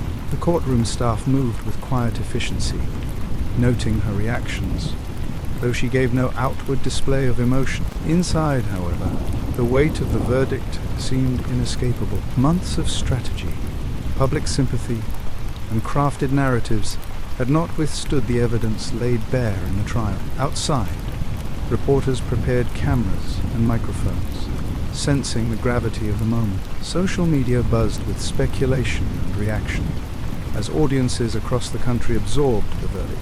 The contrast between Kouri's public image as a grieving mother and her guilty verdict was undeniable, leaving a sense of moral shock and reflection that would linger long after the courtroom emptied. This was the moment when the carefully constructed illusion shattered completely. The legal system had spoken, the truth was acknowledged, and justice, at least in the eyes of the law, had been delivered. For Kouri Richins, the consequences were immediate, irreversible, and a permanent pivot from public sympathy to public scrutiny. The jury's decision had transformed her narrative, leaving the final chapters to be written in the courtroom's aftermath, with her children, the public, and history as witnesses. The courtroom remained tense as the judge prepared to deliver Kouri Richins' sentence. The verdict had been unanimous, but the finality of judgment now demanded formal closure. In the presence of attorneys, family members, and a gallery of observers, the weight of years, legal battles, and human tragedy settled over everyone. Kouri Richins, the judge began, for the aggravated murder of your husband, attempted murder, and associated financial crimes, this court sentences you to 25 years to life in prison. You are also subject to additional trials for financial crimes and restitution to the estate of the deceased. The words echoed, resonating as both an acknowledgement of loss and a societal warning. Kouri's public composure remained, but those watching closely could detect the subtle shift in her demeanor. The carefully maintained persona of grief, empathy, and resilience now faced the reality of confinement. The most profound victims were, without question, her 3 children. They had lost not only a father in Eric Richins, but also the stability of a mother whose love had been intertwined with deception. Relatives and close friends quietly consoled the children as media cameras recorded the scene, capturing the haunting contrast between innocence and the consequences of adult choices. Questions would follow them for years.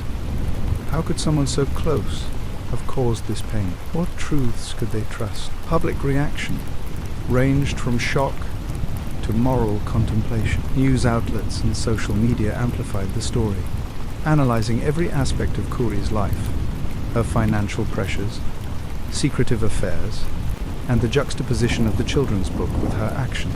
Analysts debated whether the cultural fascination with grief authors and curated personal narratives influenced public perception of morality and trust. The trial had revealed more than a criminal act. It uncovered human contradictions. A woman who had taught children about loss and coping had orchestrated the ultimate loss for her own family. Audiences struggled to reconcile the image they had admired with the calculated actions revealed in the courtroom. The verdict and sentencing forced society to reflect on appearances, ambition, and desperation. It was a story not only of murder and deception, but also of societal assumptions. How charm, empathy, and curated identity can mask a reality more complicated, darker, and irreversible. The courtroom emptied, leaving behind silent witnesses to the fall of Kouri Richins' constructed life. Her children faced a future shaped by absence and betrayal. The public was left to wrestle with the moral lessons, and the legal system had affirmed the principle that actions, no matter how carefully concealed, carry consequences. In the end, the truth always speaks. The courtroom has delivered its judgment. The illusion of grief has been replaced with undeniable fact. We are left questioning not just Kouri Richins' actions, but the narratives we accept in our own lives. Have you ever seen a lie unravel over time? Perhaps it was a friend, a colleague, or even someone close to home. We place trust in appearances, believing in honesty until evidence forces us to reconsider. Kouri's case mirrors this universal struggle, separating perception from reality, empathy from exploitation. The contrast is stark. A book written to guide children through grief. A mother presenting herself as a pillar of strength, and beneath it, financial desperation, secretive planning, and lethal decisions. Illusion versus reality. The story challenges us to reflect on the masks people wear, the motivations that drive choices, and the thin line between intention and consequence. What would you have believed? if you only saw the surface? Would the smiles, interviews, and compassionate words have convinced you? Or would the subtle cues, unnoticed at the time, have hinted at something more? Pause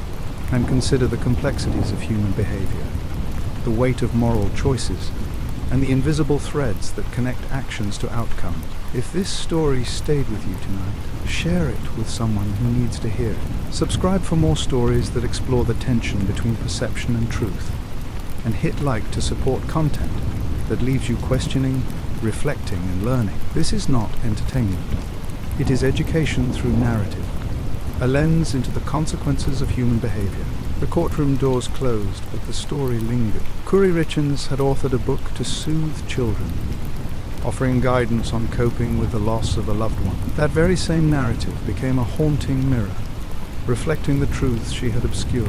Her children, the intended beneficiaries of that guidance, were instead left grappling with absence, confusion, and betrayal. The irony is undeniable.